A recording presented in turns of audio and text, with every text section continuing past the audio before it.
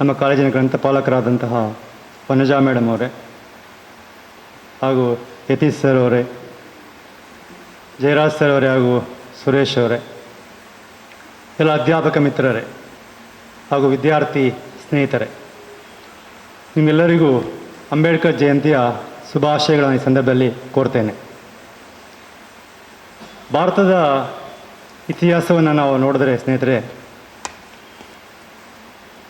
ಕೆಲವು ವ್ಯಕ್ತಿಗಳು ಜನ್ಮತಃ ಮಹಾನ್ ವ್ಯಕ್ತಿಗಳಾಗಿಲ್ಲ. ಅವರ ಬದುಕಿನ ಸಂಕಷ್ಟದಲ್ಲಿ ಬೆಂದು ಜೀವನದ ಕಠಿಣ ಹೋರಾಟದ ಹಾದಿಯನ್ನು ತುಳಿದು ಸಮಾಜದಲ್ಲಿ ಮಹಾನ್ ವ್ಯಕ್ತಿಗಳಾಗಿ ಪರಿವರ್ತನೆ ಹೊಂದಿದಂಥವರು. ಅಂಥ ಪ್ರಮುಖರಲ್ಲಿ ಡಾಕ್ಟರ್ BR ಅಂಬೇಡ್ಕರ್ ಅವರು ಒಬ್ಬರು. ಸಮಾಜದ ಸುಧಾರಕರಾಗಿ ಹಾಗೂ ಅಂಬೇಡ್ಕರ್ ಅವರ ಜೀವನ ಚರಿತ್ರೆಯನ್ನು ನೋಡಿದಾಗ, ಅವರ ಕಥೆಯನ್ನು ನೋಡಿದಾಗ, ಅದು ಕೇವಲ ಒಂದು ವ್ಯಕ್ತಿಯ ಕಥೆ ಅಲ್ಲ, ರಾಷ್ಟ್ರದ ಅನ್ಯಾಯದ, ಅಸಮಾನತೆಯ, ಅಜ್ಞಾನದ ಜ್ಞಾನ ದೀಪವಾಗಿ ಅವರು ನಮಗೆ ಕಾಣಿಸ್ತಾರೆ. ಬಾಬಾ ಸಾಹೇಬ್ ಅಂಬೇಡ್ಕರ್ ಅವರು ಮಹಾನ್ ಚಿಂತಕರು ಹಾಗೂ ಸಮಾಜ ಸುಧಾರಕರು. 135ನೇ ಜನ್ಮ ದಿನಾಚರಣೆಯನ್ನು ನಾವು ಇಂದು ಆಚರಿಸ್ತಾ ಇದ್ದೇವೆ. ಏಪ್ರಿಲ್ 14, 1891 ಜನಿಸಿದವರು ತಮ್ಮ ಜೀವನವನ್ನು ಶೋಷಿತರ ಮತ್ತು ಹಿಂದುಳಿದವರ ಉದ್ಧಾರಕ್ಕಾಗಿ ಸಮರ್ಪಿಸಿದವರು. ಅವರ ಹೋರಾಟ ಮತ್ತು ತತ್ವಗಳು ಇಂದಿಗೂ ನಮಗೆ ದಾರಿದೀಪವಾಗಿದೆ ಅಂದರೆ ತಪ್ಪಾಗಲಾರದು. ಜಗತ್ತು ಕಂಡ ಮಾನವತಾವಾದಿ, ದಾರ್ಶನಿಕ, ವಿಶ್ವರತ್ನ ಬಾಬಾ ಸಾಹೇಬ್ ಅಂಬೇಡ್ಕರ್ ಅವರ ಜೀವನ ಚರಿತ್ರೆ ಕೇವಲ ಒಂದು ಚರಿತ್ರೆ ಅಲ್ಲ, ಅದೊಂದು ಯುಗದ ಚರಿತ್ರೆ, ಸ್ಫೂರ್ತಿಯ ಚಿಲುಮೆ ಅಂತ ಹೇಳಿದರೆ ತಪ್ಪಾಗಲಾರದು. ಅಂಬೇಡ್ಕರ್ ಅವರ ಚಿಂತನೆ ಆಕಾಶದಷ್ಟು ಎತ್ತರ, ಸಮುದ್ರದಷ್ಟು ಆಳ ಅಂತ ನಾವು ಹೇಳ್ಬೋದು. ಇಂದಿಗೂ ಸಹ ಭಾರತದ ಸಾಮಾಜಿಕ, ರಾಜಕೀಯ, ಆರ್ಥಿಕ, ಧಾರ್ಮಿಕ ಜೀವನದ ಮೇಲೆ ಅಂಬೇಡ್ಕರ್ ಅವರ ವ್ಯಕ್ತಿತ್ವದ ಚಿಂತನೆಗಳು ಪ್ರಸ್ತುತ. ಬದುಕಿನುದ್ದಕ್ಕೂ ನಂಬಿದ ತತ್ವ ಸಿದ್ಧಾಂತಗಳ ಉಳಿವಿಗಾಗಿ, ನವ ಸಮಾಜದ ನಿರ್ಮಾಣಕ್ಕಾಗಿ ತಮ್ಮ ಇಡೀ ಬದುಕನ್ನೇ ಮುಡುಪಾಗಿಟ್ಟವರು ಡಾಕ್ಟರ್ BR ಅಂಬೇಡ್ಕರ್ ಅವರು. ಅಂಬೇಡ್ಕರ್ ಅವರು ಕೇವಲ ಒಬ್ಬ ಮಹಾನ್ ನಾಯಕ ಮಾತ್ರ ಅಲ್ಲ, ಸಮಾನತೆ, ನ್ಯಾಯ, ಮಾನವೀಯ ಮೌಲ್ಯಗಳ ಪರ ಹೋರಾಡಿದ ಮಹಾನ್ ಚಿಂತಕರು. ಅವರು ರಚಿಸಿದ ಸಂವಿಧಾನ ನಮ್ಮ ದೇಶದ ಪ್ರಜಾಪ್ರಭುತ್ವದ ಬಲಿಷ್ಠ ಅಡಿಗಲ್ಲಾಗಿದೆ ಅಂತ ಹೇಳಿದ್ರೆ ತಪ್ಪಾಗಲಾರದು. ಅಂಬೇಡ್ಕರ್ ಅವರು ಅಪಾರ ಜ್ಞಾನವನ್ನು ಹೊಂದಿದ ಮಹಾನ್ ಮೇಧಾವಿಗಳಾಗಿದ್ದಾರೆ. ಹೀಗಾಗಿಯೇ ಕೊಲಂಬಿಯಾ ವಿಶ್ವವಿದ್ಯಾನಿಲಯ ಅಂಬೇಡ್ಕರ್ ಅವರನ್ನು ಪ್ರತಿಮೆಯ ಚಿಲುಮೆ ಅಂತ ಕರೆದರೆ, ವಿಶ್ವಸಂಸ್ಥೆ ಅಂಬೇಡ್ಕರ್ ಅವರ ವಿದ್ವತ್ತನ್ನು ಗುರುತಿಸಿ ಏಪ್ರಿಲ್ 14 ಅವರ ಜನ್ಮದಿನವನ್ನು ವಿಶ್ವ ಜ್ಞಾನ ದಿನವನ್ನಾಗಿ ಘೋಷಣೆ ಮಾಡಿದೆ. ಇದು ಅವರ ಮಹಾನ್ ಜ್ಞಾನ ಸಂಪತ್ತಿಗೆ, ಅವರ ಚಿಂತನೆಗೆ ಹಿಡಿದ ಕನ್ನಡಿ ಆಗಿದೆ ಅಂತ ನಾವು ಹೇಳ್ಬೋದು. ಇಂಥ ಮಹಾನ್ ಚೇತನದ ಜಯಂತಿಯ ಕಾರ್ಯಕ್ರಮಕ್ಕೆ ಆಗಮಿಸಿರುವ ತಮ್ಮೆಲ್ಲರನ್ನ ಸ್ವಾಗತಿಸೋದಕ್ಕೆ ನಾನು ತುಂಬ ಸಂತೋಷಪಡ್ತೇನೆ. ಈ ಕಾರ್ಯಕ್ರಮದ ಅಧ್ಯಕ್ಷತೆಯನ್ನು ವಹಿಸಿರುವವರು ನಮ್ಮ ಕಾಲೇಜಿನ ಗೌರವಾನ್ವಿತ ಪ್ರಾಂಶುಪಾಲರಾದಂತಹ ಗಣಪತಿಗೌಡ ಸರ್ ಇವರು. ನಮ್ಮ ಎಲ್ಲ ಕಾರ್ಯಕ್ರಮಗಳಿಗೂ ಮಾರ್ಗದರ್ಶನ ಮಾಡಿ ಅದರ ಯಶಸ್ಸಿಗೆ ಸದಾ ದುಡಿತಾ ಇದ್ದಾರೆ. ಮೊದಲು ನಾವು ಒಂದು 2-3 ವರ್ಷದ ನಂತರ ನಾವು ಅಂಬೇಡ್ಕರ್ ಜಯಂತಿನ ಕಾಲೇಜಿನಲ್ಲಿ ಪ್ರಾರಂಭ ಮಾಡಿದ್ವಿ. ಏಕೆಂದರೆ 3-4 ವರ್ಷದ ಹಿಂದೆ ಏಪ್ರಿಲ್ ಟೈಮಲ್ಲಿ ಪರೀಕ್ಷೆಗಳು ಶುರುವಾಗ್ಬಿಡ್ತಾ ಇತ್ತು. ಹಾಗಾಗಿ ನಾವು ಕಾರ್ಯಕ್ರಮವನ್ನು ಮಾಡಲಿಕ್ಕೆ ಆಗ್ತಾ ಇರಲಿಲ್ಲ. ಕಳೆದ ಒಂದು 2-3 ವರ್ಷಗಳಿಂದ ಸೆಮಿಸ್ಟರ್ ಸ್ಕೀಮ್ ಬಂದ ಮೇಲೆ ನಮ್ಮ ಶೈಕ್ಷಣಿಕ ವೇಳಾಪಟ್ಟಿಯಲ್ಲಿ ಆದಂಥ ಅನುಕೂಲದಿಂದಾಗಿ ನಾವು ಅಂಬೇಡ್ಕರ್ ಜಯಂತಿಯನ್ನು ಆಚರಣೆ ಮಾಡಲಿಕ್ಕೆ ಸಾಧ್ಯವಾಗಿದೆ. ನಾವು ಬೇರೆ ದಿನ ವಿದ್ಯಾರ್ಥಿಗಳು ರಜಾ ಬರೋದಿಲ್ಲ ಮತ್ತು ಅಧ್ಯಾಪಕರಿಗೆ ಅಂತೇಳಿ ನಾವು ಬೇರೆ ದಿನ ಮಾಡಲಿಕ್ಕೆ ಹೇಳಾಗ, ಕಳೆದ ಬಾರಿಯೂ ಕೂಡ ಪ್ರಾಂಶುಪಾಲರಿಲ್ಲ, ನಾವು ಅವತ್ತೇ ಮಾಡಬೇಕು, ಏಪ್ರಿಲ್ 14 ನಾವು ಅದನ್ನು ಸಾಂಕೇತಿಕ ಅಲ್ಲ ಆ ದಿನವೇ ಆಚರಿಸಬೇಕು ಅಂತ ಅವರು ತೀರ್ಮಾನ ಮಾಡಿ, ಅದರಂತೆ ಕಳೆದ ಬಾರಿಯೂ ಕೂಡ ನಾವು ಏಪ್ರಿಲ್ 14 ಆಚರಿಸಿದ್ವಿ. ಅದೇ ರೀತಿ ಈ ದಿನ ಕೂಡ ನಾವು ಈ ಕಾರ್ಯಕ್ರಮವನ್ನು ಹಮ್ಮಿಕೊಂಡಿದ್ದೇವೆ. ಇದರ ಅಧ್ಯಕ್ಷತೆ ವಹಿಸಿರುವ ತಮಗೆ ಎಲ್ಲರ ಪರವಾಗಿ ಹೃತ್ಪೂರ್ವಕ ಸ್ವಾಗತವನ್ನು ನಾನು ಬಯಸ್ತೇನೆ ಸರ್. ಇವರಿಗೆ ಪ್ರೊಫೆಸರ್ ಜಯವಂತ್ ನಾಯಕ್ ಅವರು ಪುಸ್ತಕ ನೀಡೋದ್ರ ಮುಖಾಂತರ ಸ್ವಾಗತಿಸಬೇಕಾಗಿ ನಾನು ಕೇಳ್ತೇನೆ. ಮುಖ್ಯ ಅತಿಥಿಗಳಾಗಿ ಬರಬೇಕಂತ ನಾವು ಕೇಳಿಕೊಂಡಾಗ ತುಂಬ ಸಂತೋಷದಿಂದ ಒಪ್ಪಿ ಡಾಕ್ಟರ್ ಎನ್ ನರಸಿಂಹ ಅವರು faculty advisor SC/ST cell Mangalore ಇವರು ಆಗಮಿಸಿದ್ದಾರೆ. ಅವರ ಕಿರುಚು ಪರಿಚಯವನ್ನು ಮಾಡಲಿಕ್ಕೆ ನನಗೆ ಹೆಮ್ಮೆ ಆಗ್ತದೆ. ಡಾಕ್ಟರ್ ನರಸಿಂಹ ಅವರು ಪ್ರಸ್ತುತ ಮಂಗಳೂರು ವಿಶ್ವವಿದ್ಯಾಲಯದ faculty advisor SC/ST cell Mangalore ಇದರಲ್ಲಿ ಕಾರ್ಯನಿರ್ವಹಿಸ್ತಾ ಇದ್ದಾರೆ. He obtained his MSc, B.Ed and MPhil degree in Bangalore University and PhD degree in applied zoology in Bangalore University in the year 2021. He is currently working as a assistant professor in the Department of Applied Zoology, Bangalore University, Mangala Gangotri. He has 20 years of postgraduate teaching and research experience. He is currently guiding 4 PhD students. His area of research interest is fisheries and aquatic biology and aquaculture, toxicology and pollution research in biodiversity and conservation. His research experience have spanned the field to physiology, reproductive biology, population dynamics, food feeding, ecology and environmental impact on fish life cycle. He was a principal investigator for several institutional funded research projects. He had published more than 30 publications and including book chapters in his credit in national and international reputed journals. He has actively involved as editor and reviewer of many national and international journals in the discipline of zoology and allied sciences. He has presented more than 40 research papers in different national and international conferences. He also published a book entitled Sustainable Environment and Climate Change by reputed publishers. He was also organized several natural level workshops and conferences in life sciences. He is also members of many scientific associations. He is also member of Institutional Ethics Committee, IEC, Institutional Animal Ethics Committee at several institutions, and member of Institutional Environment Audit Committee, member in Policy Committee of IQAC. He is a member in BOS, Doctoral Committee in Applied Zoology. He is a member of Fee Fixation Committee and member of Guest Faculty Selection Committee in Bangalore University. He is a good orator, environmentalist and conservation of biologist. Additionally, he is working as a special officer SC/ST Shell Bangalore University since 2023, and he was working in various administrative and policy making committee at Bangalore University. ನಿಮ್ಮನ್ನು ಕಾಲೇಜಿನ ಪರವಾಗಿ ಅವೆಲ್ಲರ ಪರವಾಗಿ ಪ್ರೀತಿಯಿಂದ ನಾನು ಸ್ವಾಗತಿಸ್ತೇನೆ sir.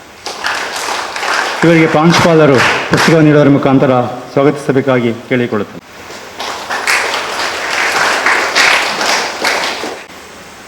NCCಯ ಅಧಿಕಾರಿಗಳಾದಂತಹ doctor Jayaraj sir ಅವರಿದ್ದಾರೆ. ಅವರನ್ನು ಕೂಡ ಪ್ರೀತಿಯಿಂದ ಈ ಕಾರ್ಯಕ್ರಮಕ್ಕೆ ನಾನು ಸ್ವಾಗತಿಸ್ತೇನೆ. ಅವರಿಗೆ ಸಿದ್ದಿಕ್ ಅವರು ಬುಕ್ ನೀಡಿ ವೆಲ್ಕಮ್ ಮಾಡಬೇಕಾಗಿ ನಾನು ಕೇಳ್ಕೊತೇನೆ. ಅದೇ ರೀತಿ NCC ನೇವಲ್ ವಿಂಗ್ನ ಮುಖ್ಯಸ್ಥರಾದಂಥ ಡಾಕ್ಟರ್ ಯತೀಶ್ ಕುಮಾರ್ ಅವರಿದ್ದಾರೆ. ಅವರನ್ನು ಕೂಡ ಪ್ರೀತಿಯಿಂದ ನಾನು ಈ ಕಾರ್ಯಕ್ರಮಕ್ಕೆ ಸ್ವಾಗತಿಸ್ತೇನೆ. ವೀರಭದ್ರಪ್ಪ ಅವರು ಬುಕ್ಕನ್ನು ನೀಡಿ ವೆಲ್ಕಮ್ ಮಾಡಬೇಕಂತ ಕೇಳ್ತೇನೆ. ನಮ್ಮ ಕಾಲೇಜಿನ NCC ಘಟಕದ ಮುಖ್ಯಸ್ಥರಾದಂಥ ಡಾಕ್ಟರ್ ಸುರೇಶ್ ಅವರಿದ್ದಾರೆ. ಅವರನ್ನು ಕೂಡ ಪ್ರೀತಿಯಿಂದ ಈ ಕಾರ್ಯಕ್ರಮಕ್ಕೆ ಸ್ವಾಗತಿಸ್ತೇನೆ. ಡಾಕ್ಟರ್ ಅಂಗಡಿ ಅವರಿಗೆ ಬುಕ್ಕನ್ನು ನೀಡಿ ಸ್ವಾಗತಿಸಬೇಕಾಗಿ ಕೇಳ್ಕೊತೇನೆ.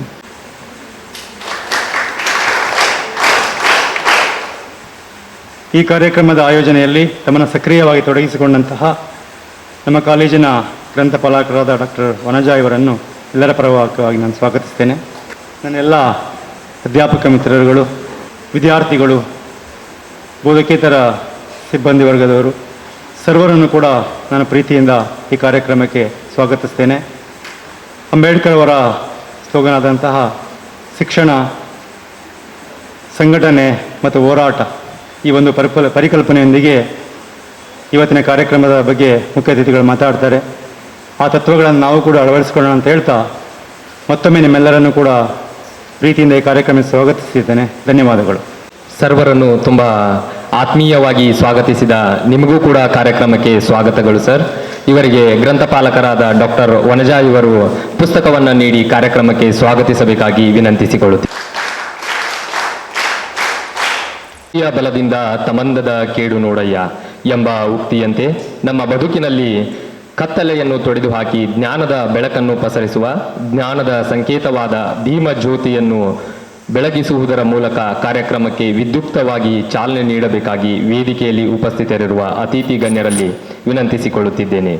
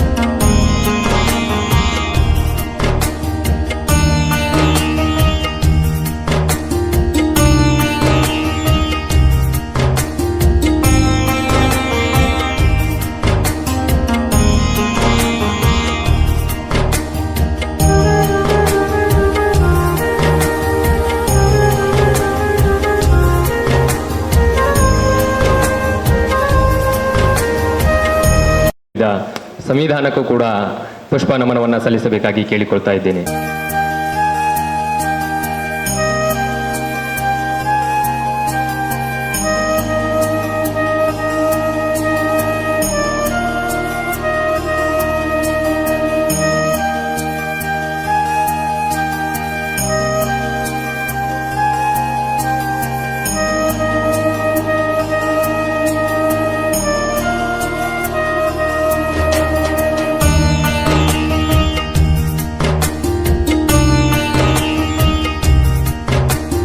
ವಿದ್ಯುಕ್ತವಾಗಿ ಚಾಲನೆ ನೀಡಿದ ಅತಿಥಿ ವರ್ಯರಿಗೆ ಧನ್ಯವಾದಗಳು. ಇದೀಗ ಕಾರ್ಯಕ್ರಮದ ಮುಖ್ಯ ಘಟ್ಟ. ನಮ್ಮ ಕಾರ್ಯಕ್ರಮಕ್ಕೆ ಉದ್ಘಾಟಕರಾಗಿ ಆಗಮಿಸಿದ ಅತಿಥಿ ಗಣ್ಯರು ಅಂಬೇಡ್ಕರ್ ಅವರ ಚಿಂತನೆಗಳ ಕುರಿತು ನಮ್ಮೆಲ್ಲರಲ್ಲಿ ಕೆಲವೊಂದಿಷ್ಟು ವಿಚಾರಗಳನ್ನು ಮಂಡಿಸಲಿದ್ದಾರೆ.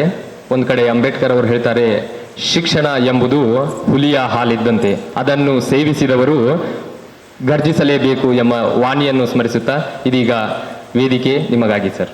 ವೇದಿಕೆ ಮೇಲೆ ಉಪಸ್ಥಿತರಿರುವಂತಹ ಗೌರವಾನ್ವಿತ ಪ್ರಾಂಶುಪಾಲರಾದಂಥ ಪ್ರೊಫೆಸರ್ ಗಣಪತಿ ಗೌಡ ಸರ್ ಅವರೇ, ಹಾಗೂ ಈ ಕಾರ್ಯಕ್ರಮದ ಸಂಯೋಜಕರಾದಂಥ ಪ್ರೊಫೆಸರ್ ರಾಮಕೃಷ್ಣ BM ಸರ್ ಅವರೇ, ಅದೇ ರೀತಿ ವೇದಿಕೆ ಮೇಲೆ ಉಪಸ್ಥಿತರಿರುವ ಮೇಜರ್ ಡಾಕ್ಟರ್ ಜಯರಾಜ್ ರವರೇ, NSS ಅಧಿಕಾರಿಗಳಾದಂಥ ಡಾಕ್ಟರ್ ಸುರೇಶ್ ರವರೇ, ಅದೇ ರೀತಿ ಯತೀಶ್ ಕುಮಾರ್ ಅವರೇ, ವನಜಾ ಮೇಡಮ್ ಅವರೇ, ಹಾಗೂ ಇಲ್ಲಿ ನೆರೆದಿರುವ ಎಲ್ಲ ಬೋಧಕೇತರ ಸಿಬ್ಬಂದಿ ವರ್ಗದವರೇ, ಹಾಗೂ ನೆಚ್ಚಿನ ನನ್ನ ವಿದ್ಯಾರ್ಥಿ ಮಿತ್ರರೇ, ಹಾಗೂ ಇಲ್ಲಿ ನೆರೆದಿರುವ ಮಾಧ್ಯಮ ಮಿತ್ರರೇ, ಇಂದು 135ನೆಯ ಆಧುನಿಕ ಭಾರತದ ಶಿಲ್ಪಿ, ಭಾರತ ರತ್ನ ಸಂವಿಧಾನ ಶಿಲ್ಪಿ ಬಾಬಾ ಸಾಹೇಬ್ ಡಾಕ್ಟರ್ ಭೀಮರಾವ್ ಅಂಬೇಡ್ಕರ್ ಅವರ 135ನೆಯ ಜನ್ಮ ಜಯಂತಿಯನ್ನು ನಾವು ಇಲ್ಲಿ ಸಂಭ್ರಮದಿಂದ ಆಚರಿಸಲು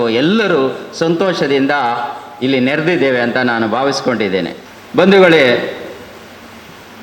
ನಮ್ಮ ದೇಶದಲ್ಲಿ ಸೈನಿಕ ಬಲ, ಹಣ ಬಲಕ್ಕಿಂತ ಯಾವುದಾದರೂ ಬಲ ಇದ್ದರೆ ಅದು ಜ್ಞಾನದ ಬಲ. ಆ ಜ್ಞಾನದ ಬಲವನ್ನು ನಮ್ಮ ದೇಶಕ್ಕೆ ತೋರಿಸಿಕೊಟ್ಟವರು ಡಾಕ್ಟರ್ BR ಅಂಬೇಡ್ಕರ್ ಅವರು. ದಕ್ಷಿಣ ಆಫ್ರಿಕಾದ ಪತ್ರಕರ್ತರು ಒಮ್ಮೆ ನಮ್ಮ ದೇಶಕ್ಕೆ ಭೇಟಿಯನ್ನು ಕೊಡ್ತಾರೆ. ಅವರನ್ನು ಭಾರತದ ಅನೇಕ ಪತ್ರಕರ್ತರು, ನೀವು ಭಾರತಕ್ಕೆ ಬಂದಿದ್ದೀರಿ, ಯಾರನ್ನ ಭೇಟಿ ಆಗ್ತಾ ಇದ್ದೀರಿ? ನೆಹರೂಜಿ, ಅನೇಕ ಮೇಧಾವಿಗಳು ನಮ್ಮ ದೇಶದಲ್ಲಿದ್ದರು. ನೆಹರೂಜಿಯವರನ್ನು ಭೇಟಿ ಆಗ್ತೀರಾ, ಮಹಾತ್ಮ ಗಾಂಧೀಜಿಯವರನ್ನು ಭೇಟಿ ಆಗ್ತೀರಾ, ಮತ್ತು ಉಕ್ಕಿನ ಮನುಷ್ಯ ಎಂದು ಖ್ಯಾತಿಯಾದಂತಹ ಪಟೇಲ್ರನ್ನು ನೀವು ಭೇಟಿ ಆಗ್ತೀರಾ ಅಂತ, ಸಂದರ್ಶನ ಮಾಡಲಿಕ್ಕೆ ಭೇಟಿ ಆಗ್ತೀರಾ ಅಂತ ಕೇಳ್ತಾರೆ. ಆಗ ಅವರು ಉತ್ತರ ಕೊಡ್ತಾರೆ, ಇಲ್ಲ, 10 ವಿಶ್ವವಿದ್ಯಾಲಯದ ಜ್ಞಾನವನ್ನು ಪಡೆದಿರುವಂಥ ಏಕೈಕ ವ್ಯಕ್ತಿ ಭಾರತದಲ್ಲಿದ್ದಾರೆ, ಅವರು ಡಾಕ್ಟರ್ BR ಅಂಬೇಡ್ಕರ್ ಅವರ ಸಂದರ್ಶನವನ್ನು ನಾನು ಪಡೀಲಿಕ್ಕೆ ಇಲ್ಲಿ ಬಂದಿದ್ದೇನೆ ಅಂತ. ಇದು ಏನನ್ನ ಸೂಚಿಸ್ತದೆ? ನಮ್ಮ ರಾಮಕೃಷ್ಣ ಸರ್ ಅವರು ಹೇಳಿದರು, ಅಂಬೇಡ್ಕರ್ ಅವರನ್ನು ಯಾಕೆ ಪ್ರಪಂಚದಲ್ಲಿ ನಾವು ಇಷ್ಟು ಅನೇಕ ದೇಶಗಳು, ಅನೇಕ 75 ವರ್ಷಗಳ ಸ್ವತಂತ್ರದ ನಂತರವೂ 135 ವರ್ಷಗಳ ನಂತರವೂ ಸಹ ನಾವು ನೆನೆಸ್ಕೊತಾ ಇದ್ದೀವಿ ಅಂದರೆ ಅವರ ವಿದ್ವತ್ತು ಮತ್ತು ಪಾಂಡಿತ್ಯದ ಮೌಲ್ಯ. ಹಾಗಾಗಿ ಇಂತಹ ಜ್ಞಾನಿಯಾದ ಡಾಕ್ಟರ್ BR ಅಂಬೇಡ್ಕರ್ ಅವರ ದೃಷ್ಟಿಕೋನದಲ್ಲಿ ವಿಕಸಿತ ಭಾರತ, ನಾವು 2047ಕ್ಕೆ 100 ವರ್ಷಗಳ ಒಂದು ಸ್ವತಂತ್ರ ನಂತರದ 100 ವರ್ಷಗಳ ಅವಧಿಯನ್ನು ಮುಟ್ತಾ ಇದ್ದೇವೆ. ಈ 100 ವರ್ಷಗಳ ಅವಧಿಗೆ ಭಾರತ ಸರ್ಕಾರ ವಿಕಸಿತ್ ಭಾರತ್ 2047 ಒಂದು ಯೋಜನೆಯನ್ನು ಹಾಕಿಕೊಂಡಿದೆ. ಈ ವಿಷಯವನ್ನು ಕುರಿತು ಅಂಬೇಡ್ಕರ್ ಅವರು ಏನು ಕನಸನ್ನು ಕಂಡಿದ್ರು, ಏನು ಆಶಯಗಳನ್ನು ನಮಗೆ ಭಾರತಕ್ಕೆ ನೀಡಿದರು, ಈ ಒಂದು ವಿಷಯವನ್ನು ಕುರಿತು ನಾನು ಈ ದಿನ ಅವರ ಜನ್ಮದಿನಾಚರಣೆಯಲ್ಲಿ ತಮ್ಮ ಮುಂದೆ ಪ್ರಸ್ತಾಪ ಮಾಡಲಿಕ್ಕೆ ಒಂದು ಪ್ರಯತ್ನ ಮಾಡ್ತೇನೆ ಅಂತ ಹೇಳ್ತಾ, ನಮ್ಮ ದೇಶದ ದೊಡ್ಡ ಆಸ್ತಿ ಅಂಬೇಡ್ಕರ್ ಅವರು, ಭಾರತ ಪ್ರಥಮ ಪ್ರೆಸಿಡೆಂಟ್ ಹೇಳ್ತಾರೆ, ನಮ್ಮ ದೇಶದ ಯಾವುದಾದ್ರು ಆಸ್ತಿ ಇದ್ದರೆ ಹಣ ಅಲ್ಲ, ಭೂಮಿ ಅಲ್ಲ, ಜಲ ಸಂಪತ್ತು ಅಲ್ಲ, ಅದು ಅಂಬೇಡ್ಕರ್ ನಮ್ಮ ದೇಶದ ಸಂಪತ್ತು ಅಂತ ಒಮ್ಮೆ ಹೇಳಿದ್ದಾರೆ. ಮುಂದುವರೆದು ಅವರು ಹೇಳಿದ್ದಾರೆ, ಡಾಕ್ಟರ್ ರಾಜೇಂದ್ರ ಪ್ರಸಾದ್ ಅವರು, ಈ was a role model of parliament.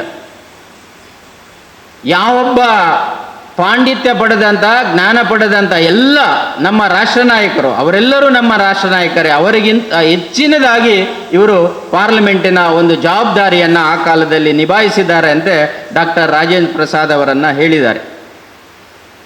ಯಾಕೆ ಅವರನ್ನು ಅಷ್ಟು ನಾವು ಹೊಗಳ್ತೇವೆ, ಮೇಧಾವಿ ಅಂತ ಹೇಳ್ತೇವೆ ಅಂದರೆ, ಅವರಲ್ಲಿ ಶಿಕ್ಷಣಕ್ಕಿಂತ ಮೇಲಾಗಿ ಅನೇಕ ಗುಣಗಳಿದ್ದು. ಅವು ಯಾವ್ಯಾವಂದರೆ, ಅವರು ಶಿಕ್ಷಣವಂತ, ಶೀಲವಂತ ಮತ್ತು ಗುಣವಂತ. ಅಷ್ಟೇ ಅಲ್ಲ, ತಾಳ್ಮೆಯ ಮೂರ್ತಿಯಾಗಿದ್ದರು. ಅನೇಕ ಸಂದರ್ಭದಲ್ಲಿ ಅವರಿಗೆ ಅನೇಕ ಅವಮಾನಗಳನ್ನು ಆಗಿದ್ರೂ ಸಹ ಅವರು ಯಾವತ್ತೂ ಸಿಟ್ಟನ್ನು ತೋರಿಸಿಲ್ಲ, ಯಾವತ್ತೂ ತಾಳ್ಮೆಯನ್ನು ಕಳ್ಕೊಂಡಿಲ್ಲ. ಅವರಿಗೆ ಎಲ್ಲರಿಗೂ, ವಿರೋಧ ಮಾಡಿದವರಿಗೂ, ತೊಂದರೆ ಕೊಟ್ಟಂಥವರಿಗೂ ಸಹ ಅವರು ತಾಳ್ಮೆಯ ಇಂದ ಮತ್ತು ಜ್ಞಾನದ ಬಲದಿಂದ ಅವರು ಉತ್ತರವನ್ನು ಕೊಟ್ಟಿದ್ದಾರೆ ಹೊರತು ಯಾರಿಗೂ ಒಂದು ನೋವನ್ನು ಉಂಟು ಮಾಡುವಂಥ ಪ್ರಯತ್ನವನ್ನು ಮಾಡಿಲ್ಲ. ಈ ಗುಣ ಅವರನ್ನು ಒಂದು ದೊಡ್ಡ ವ್ಯಕ್ತಿಯನ್ನಾಗಿ ಮಾಡಿದೆ ಅಂತ ಹೇಳಿದರೆ ತಪ್ಪಾಗಲಾರದು. ಅವರು ಬುದ್ಧ ಮತ್ತು ಬಸವನ ಸಕಾರ ಮೂರ್ತಿಯಾಗಿ ಅವರು ನಡ್ಕೊಂಡಿದ್ದಾರೆ. ಹಾಗಾಗಿ ಅವರು ಭವ್ಯ ಭಾರತದ ಭವಿಷ್ಯದ ಆಲೋಚನೆಯನ್ನು ಮಾಡಿ ಅನೇಕ ಭಾರತದ ಪ್ರಬುದ್ಧತೆಗೆ ವಿಚಾರಗಳನ್ನು ನೀಡಿದ್ದಾರೆ ಅಂತ ಹೇಳಿದರೆ ತಪ್ಪಾಗಲಾರದು. ವಿಕಸಿತ್ ಭಾರತ್ 2047 ಡೆವಲಪ್ಡ್ ಇಂಡಿಯಾ ಆಗಬೇಕು ಎಂಬುದು ನಮ್ಮೆಲ್ಲರ ಧ್ಯೇಯ ಹಾಗೂ ನಮ್ಮ ಪ್ರಸ್ತುತ ಸರ್ಕಾರದ ಮೂಲ ಧ್ಯೇಯವಾಗಿದೆ. ಅದಕ್ಕೆ ನಮ್ಮ ಭಾರತ ಸರ್ಕಾರ ಪಿಲ್ಲರ್ಸ್ ಆಫ್ ವಿಕಸಿತ್ ಭಾರತ್ 2047 ಯಾವುದನ್ನು ಆಯ್ಕೆ ಮಾಡಿಕೊಂಡಿದೆ ಅಂದರೆ, ಯುವಕರನ್ನು ಆಯ್ಕೆ ಮಾಡಿಕೊಂಡಿದೆ, ಬಡವರನ್ನು ಆಯ್ಕೆ ಮಾಡಿಕೊಂಡಿದೆ, ಮಹಿಳೆಯರನ್ನು ಆಯ್ಕೆ ಮಾಡಿಕೊಂಡಿದೆ, ಹಾಗೆ ರೈತರನ್ನು ಆಯ್ಕೆ ಮಾಡಿಕೊಂಡಿದೆ. ಇವರೆಲ್ಲರ ಅಭಿವೃದ್ಧಿಯ ಆದರೆ ಮಾತ್ರ ದೇಶದ ಅಭಿವೃದ್ಧಿ ಸಾಧ್ಯ ಎಂಬುದು ನಮ್ಮ ಮುಂದೆ ಇರುವಂಥ ಒಂದು ಚಾಲೆಂಜ್. ಇಂತಹ ಸಂದರ್ಭದಲ್ಲಿ ಡಾಕ್ಟರ್ ಅಂಬೇಡ್ಕರ್ ಅವರು ಹಿಂದೆ ಈ ವಿಷಯಗಳನ್ನು ಯಾವ ರೀತಿ ಅವರು ನಮ್ಮ ಮುಂದೆ ವಿಷಯವನ್ನು ಚರ್ಚೆ ಮಾಡಿ ಬಿಟ್ಟೋಗಿದ್ದಾರೆ ಅಥವಾ ಮಾರ್ಗದರ್ಶನ ಮಾಡಿದ್ದಾರೆ ಎಂಬ ವಿಷಯವನ್ನು ನಾವು ಒಮ್ಮೆ ಮೆಲುಕು ಹಾಕಿದ್ರೆ, ಅವರು ನೆಲ್ಸನ್ ಮಂಡೇಲಾ ಅವರು ಒಮ್ಮೆ ಈ ರೀತಿಯಾಗಿ ಅವರ ಬಗ್ಗೆ ಹೇಳಿದ್ದಾರೆ, ಭಾರತದಲ್ಲಿ ಇಬ್ಬರು ಸೂರ್ಯರಿದ್ದಾರೆ, ಬೇರೆ ಎಲ್ಲ ದೇಶಗಳಿಗೆ ಒಬ್ಬನೇ ಸೂರ್ಯ, ಆದರೆ ಭಾರತಕ್ಕೆ ಇಬ್ಬರು ಸೂರ್ಯರಿದ್ದಾರೆ. ಮೊದಲನೇ ಸೂರ್ಯ ಬೆಳಿಗ್ಗೆ ಹುಟ್ಟುತ್ತಾನೆ, ಸಂಜೆ ಮುಳುಗುತ್ತಾನೆ. ಬೆಳಗಿನ ದಿನದಲ್ಲಿ ಅನೇಕ ಬೆಳಕನ್ನು ನೀಡಿ ನಮ್ಮನ್ನು ಬೆಳಗ್ತಾ ಇದ್ದಾನೆ, ಭಾರತದ ಎಲ್ಲ ಪ್ರಜೆಗಳನ್ನು. ಆದರೆ ಎರಡನೇ ಸೂರ್ಯ ಮುಳುಗುವ ಮೊದಲೇ ಅಸಂಖ್ಯಾತ ಶೋಷಿತರಿಗೆ ಬೆಳಕು ನೀಡಿ ಅವರ ಅಭಿವೃದ್ಧಿಗೆ, ಶ್ರೇಯೋಭಿವೃದ್ಧಿಗೆ ಬೆಳಕನ್ನು ನೀಡಿದಂಥ ಸೂರ್ಯ ಡಾಕ್ಟರ್ BR ಅಂಬೇಡ್ಕರ್ ಎಂಬ ಮಾತನ್ನು ಹೇಳಿದ್ದಾರೆ. ಯಾಕೆ ಈ ಮಾತನ್ನು ಅವರು ಹೇಳಿದ್ದಾರೆ ಅಂದರೆ, ಮೊದಲನೇ ಮಾತಲ್ಲಿ ಹೇಳೋದಾದರೆ, is a great socialist, is a great economist ಆಗಿದ್ದರು. ಹಾಗೆ ಗ್ರೇಟ್ ಸ್ಪಿರಿಚುವಲ್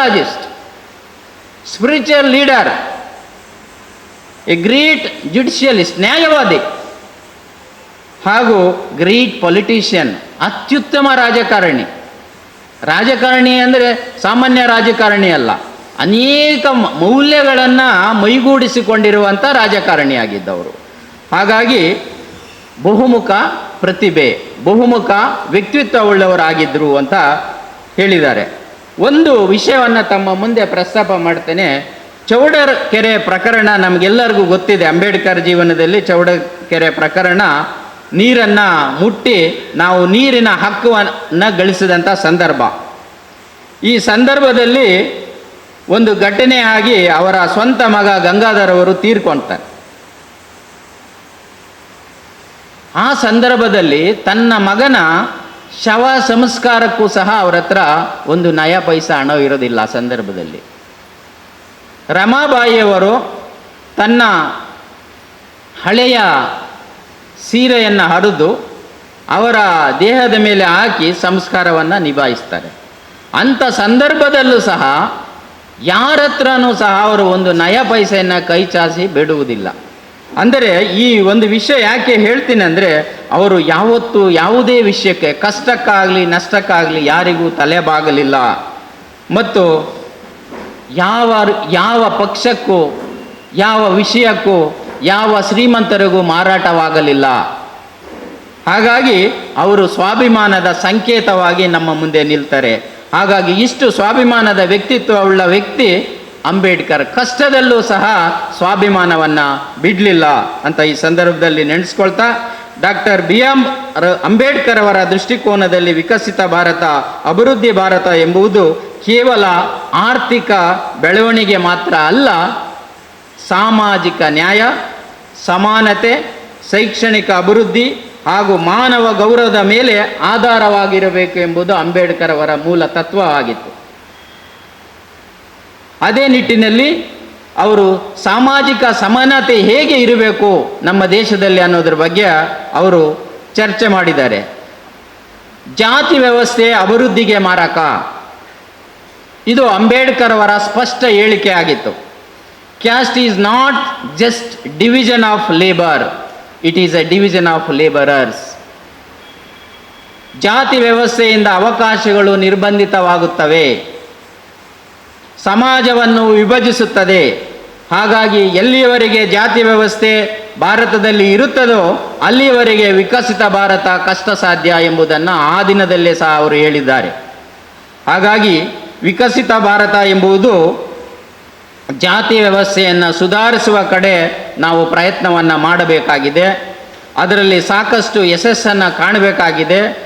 ಹಿಂದೆ ಅಂಬೇಡ್ಕರ್ ಅವರು ಈ ಜಾತಿ ವ್ಯವಸ್ಥೆಯನ್ನು ಹೋಗಲಾಡಿಸೋಕ್ಕೆ ಅನೇಕ ನಿಯಮಗಳನ್ನು ತಂದು ಸಮಾಜ ಸುಧಾರಣೆಗೆ ಪ್ರಯತ್ನವನ್ನು ಮಾಡಿ ಸ್ವಲ್ಪ ಮಟ್ಟಿಗಾದರೂ ಸುಧಾರಣೆಯನ್ನು ಮಾಡಿದ್ದಾರೆ ಅಂದರೆ ತಪ್ಪಾಗಲಾರದು, ಯಶಸ್ಸನ್ನು ಕಂಡಿದ್ದಾರೆ.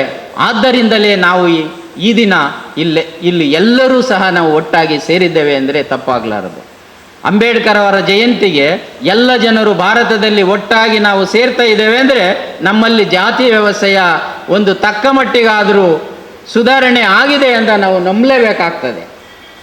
ಅದೇ ರೀತಿ ಅವರು ಶಿಕ್ಷಣದ ಬಗ್ಗೆ ಒಂದು ಮಹತ್ವವನ್ನು ಹೇಳಿದ್ದಾರೆ. ಏನಂದರೆ, ಶಿಕ್ಷಣ ಎಲ್ಲ ಅಭಿವೃದ್ಧಿಗೆ ಮೋಕ್ಷ ಮಾರ್ಗ. ಶಿಕ್ಷಣವಿಲ್ಲದೆ ಭಾರತದಲ್ಲಿ ವಿಕಸಿತ ಭಾರತ ಸಾಧ್ಯ ಇಲ್ಲ ಎಂಬ ಒಂದು ಮಾತನ್ನು ಅವರು ಹೇಳಿದ್ದಾರೆ. ಯಾಕೆಂದರೆ ಎಲ್ಲ ವರ್ಗದ ಜನ, ಸರ್ವರಿಗೂ ಶಿಕ್ಷಣ, ಕಡ್ಡಾಯ ಶಿಕ್ಷಣ. ಹಾಗಾಗಿಯೇ ನಾವು ನಮ್ಮನ್ನು ಆಳಿದಂಥ ಎಲ್ಲ ಸರ್ಕಾರಗಳು ಕಡ್ಡಾಯ ಶಿಕ್ಷಣವನ್ನು ಜಾರಿ ಮಾಡಿದೆ. ಕನಿಷ್ಠ ಹಿಂದೆ ಒಂದು ಪ್ರೌಢ ಶಿಕ್ಷಣದವರೆಗೆ ಆದ್ರೂ ಸಹ ಕಡ್ಡಾಯ ಶಿಕ್ಷಣ ಇತ್ತು. ಈಗ ಸಾಧಾರಣ ಎಲ್ಲ ಹೆಣ್ಣು ಮಕ್ಕಳಿಗೂ ಸಹ ಉಚಿತ ಶಿಕ್ಷಣ ಪದವಿವರೆಗೆ ಅಲ್ಲಿವರೆಗೆ ಬಂದಿದೆ ಅಂತ ನಾನು ಭಾವಿಸ್ಕೊಂಡಿದ್ದೇನೆ. ಹಾಗಾಗಿ ಈ ಶಿಕ್ಷಣವನ್ನು ಪ್ರತಿಯೊಬ್ಬ ವ್ಯಕ್ತಿಗೂ, ಪ್ರತಿಯೊಬ್ಬ ಮಹಿಳೆಯರಿಗೂ ಶಿಕ್ಷಣವನ್ನು ಸಹ ಎಲ್ಲ ಮಹಿಳೆಯರಿಗೂ ನೀಡಿದಾಗ ಮಾತ್ರ ವಿಕಸಿತ ಭಾರತ ಒಂದು ಶ್ರೇಯಸ್ಸು ಸಾಧಿಸಲಿಕ್ಕೆ ಸಾಧ್ಯ ಆಗ್ತದೆ ಎಂಬ ಮಂತ್ರವನ್ನು ಅವರು ನಮ್ಮ ಮುಂದೆ ಬಿಟ್ಟೋಗಿದ್ದಾರೆ. ಭಾರತದ ಶಿಕ್ಷಣ ಅನುಷ್ಠಾನ ಮಸೂದೆ 2025 ಈಗಾಗಲೇ ನಮ್ಮ ಪಾರ್ಲಿಮೆಂಟ್ ಪ್ರಸ್ತಾಪ ಮಾಡಿದೆ, ಚರ್ಚೆಯಲ್ಲಿದೆ. ಈ ಮಸೂದೆ ಬಗ್ಗೆ ಅನೇಕ ಜನ ಶಿಕ್ಷಣ ತಜ್ಞರು ಅನೇಕ ರೀತಿಯ ಒಂದು ವಿಮರ್ಶೆಗೆ ಒಳಪಡಿಸಿದ್ದಾರೆ, ಅವರ ಅಭಿಪ್ರಾಯಗಳನ್ನು ಹೇಳಿದ್ದಾರೆ. ಒಬ್ಬರು ಆನಂದ್ ತೇಳ್ತುಂಬೆ ಅಂತ ಶಿಕ್ಷಣ ತಜ್ಞರು ಒಂದು ಮಾತನ್ನು ಹೇಳಿದ್ದಾರೆ. ಅದನ್ನು ಈ ಮಸೂದೆಯನ್ನು ಅಭ್ಯಾಸ ಮಾಡಿ. ಈ ಮಸೂದೆಯಲ್ಲಿ ಅನೇಕ ಬದಲಾವಣೆಗಳನ್ನು ತಂದಿದ್ದಾರೆ. ಈ ಬದಲಾವಣೆಗಳು ಅವರ ಒಂದು ಸಂಶಯವನ್ನು ವ್ಯಕ್ತಪಡಿಸಿದ್ದಾರೆ. ನಿರಂಕುಶ ಪ್ರಭುತ್ವದ ಹೇರಿಕೆ ಆಗಬಹುದು ಎಂಬ ಒಂದು ಮಾತನ್ನು ಹೇಳಿದ್ದಾರೆ. ಯಾವುದೇ ರೀತಿಯ ಅಭಿಪ್ರಾಯ ಮತ್ತು ವಿಮರ್ಶೆ ಎಲ್ಲವನ್ನು ನಾವು ಧನಾತ್ಮಕವಾಗಿ ಸ್ವೀಕರಿಸಬೇಕು ಮತ್ತು ಈ ಒಂದು ಮಸೂದೆಯಲ್ಲಿ ಇರುವಂಥ ಉತ್ತಮ ಶಿಕ್ಷಣದ ನೀತಿಗಳನ್ನು ನಾವು ಹೆಚ್ಚು ಅಳವಡಿಸಿಕೊಳ್ಳುವ ಮೂಲಕ ನಾವು ಗುರುತರವಾಗಿ ವಿಕಸಿತ ಭಾರತವನ್ನು ಕಟ್ಟಲಿಕ್ಕೆ ಸಾಧ್ಯ ಆಗ್ತದೆ ಅಂತ ಈ ಸಂದರ್ಭದಲ್ಲಿ ನಾನು ಹೇಳಲಿಕ್ಕೆ ಇಷ್ಟಪಡ್ತೇನೆ. ಮತ್ತು ಅಂಬೇಡ್ಕರ್ ಅವರು ಆರ್ಥಿಕ ನ್ಯಾಯವನ್ನು ಬಳಸಿದ್ದು. ಭಾರತಕ್ಕೆ ಸಾಮಾಜಿಕ ನ್ಯಾಯದ ಜೊತೆಗೆ ಶೈಕ್ಷಣಿಕ ನ್ಯಾಯದ ಜೊತೆಗೆ ಆರ್ಥಿಕ ನ್ಯಾಯ ಕಡ್ಡಾಯ ಅಂತ ಹೇಳಿದರು. ಇಂದು ನಾವು ಹೆಮ್ಮೆ ಪಡುವ ವಿಷಯಗಳಂದರೆ GDP ಬೆಳವಣಿಗೆ ಆಗ್ತಾ ಇದೆ. ಭಾರತ GDPಯಲ್ಲಿ ನಾವು ಮೇಲೆ ಬರ್ತಾ ಇದ್ದೇವೆ. ಇದು ಒಂದು ಉತ್ತಮ ಬೆಳವಣಿಗೆ ಮತ್ತು ನಮ್ಮ ಶ್ರಮ ಮತ್ತು ನಮ್ಮ ರಾಷ್ಟ್ರ ನಾಯಕರ ಒಂದು ಒಗ್ಗಟ್ಟಿನ ಬಲದಿಂದ ನಾವು ಕಾರ್ಮಿಕರು, ರೈತರು ಮತ್ತು ಇಂಡಸ್ಟ್ರಿಯಲಿಸ್ಟು ಎಲ್ಲ ತಜ್ಞರ ಒಂದು ಪ್ರಯತ್ನದಿಂದ ನಾವು GDP ಬೆಳವಣಿಗೆ ಆಗ್ತಾ ಇದೆ. ಅದೇ ರೀತಿ ಅನೇಕ ಸ್ಟಾರ್ಟಪ್ಗಳು ಬರ್ತಾ ಇದ್ದಾವೆ. ಹೆಚ್ಚು ನೀವು ಪತ್ರಿಕೆಯಲ್ಲಿ ಓದಿದ್ದೀರಿ. ಮತ್ತು ಡಿಜಿಟಲ್ ಇಂಡಿಯಾ, ಆಧುನಿಕ ಡಿಜಿಟಲ್ ಇಂಡಿಯಾ ಬರ್ತಾ ಇದೆ. ಈ ಎಲ್ಲ ವಿಷಯಗಳನ್ನು ಅಂಬೇಡ್ಕರ್ ಅವರು ಒಂದು ಮಾತಲ್ಲಿ ಹೇಳಿದ್ದಾರೆ. ದೇಶದ ಸಂಪತ್ತು ಸಮಾನ ಹಂಚಿಕೆ ಆಗಬೇಕು.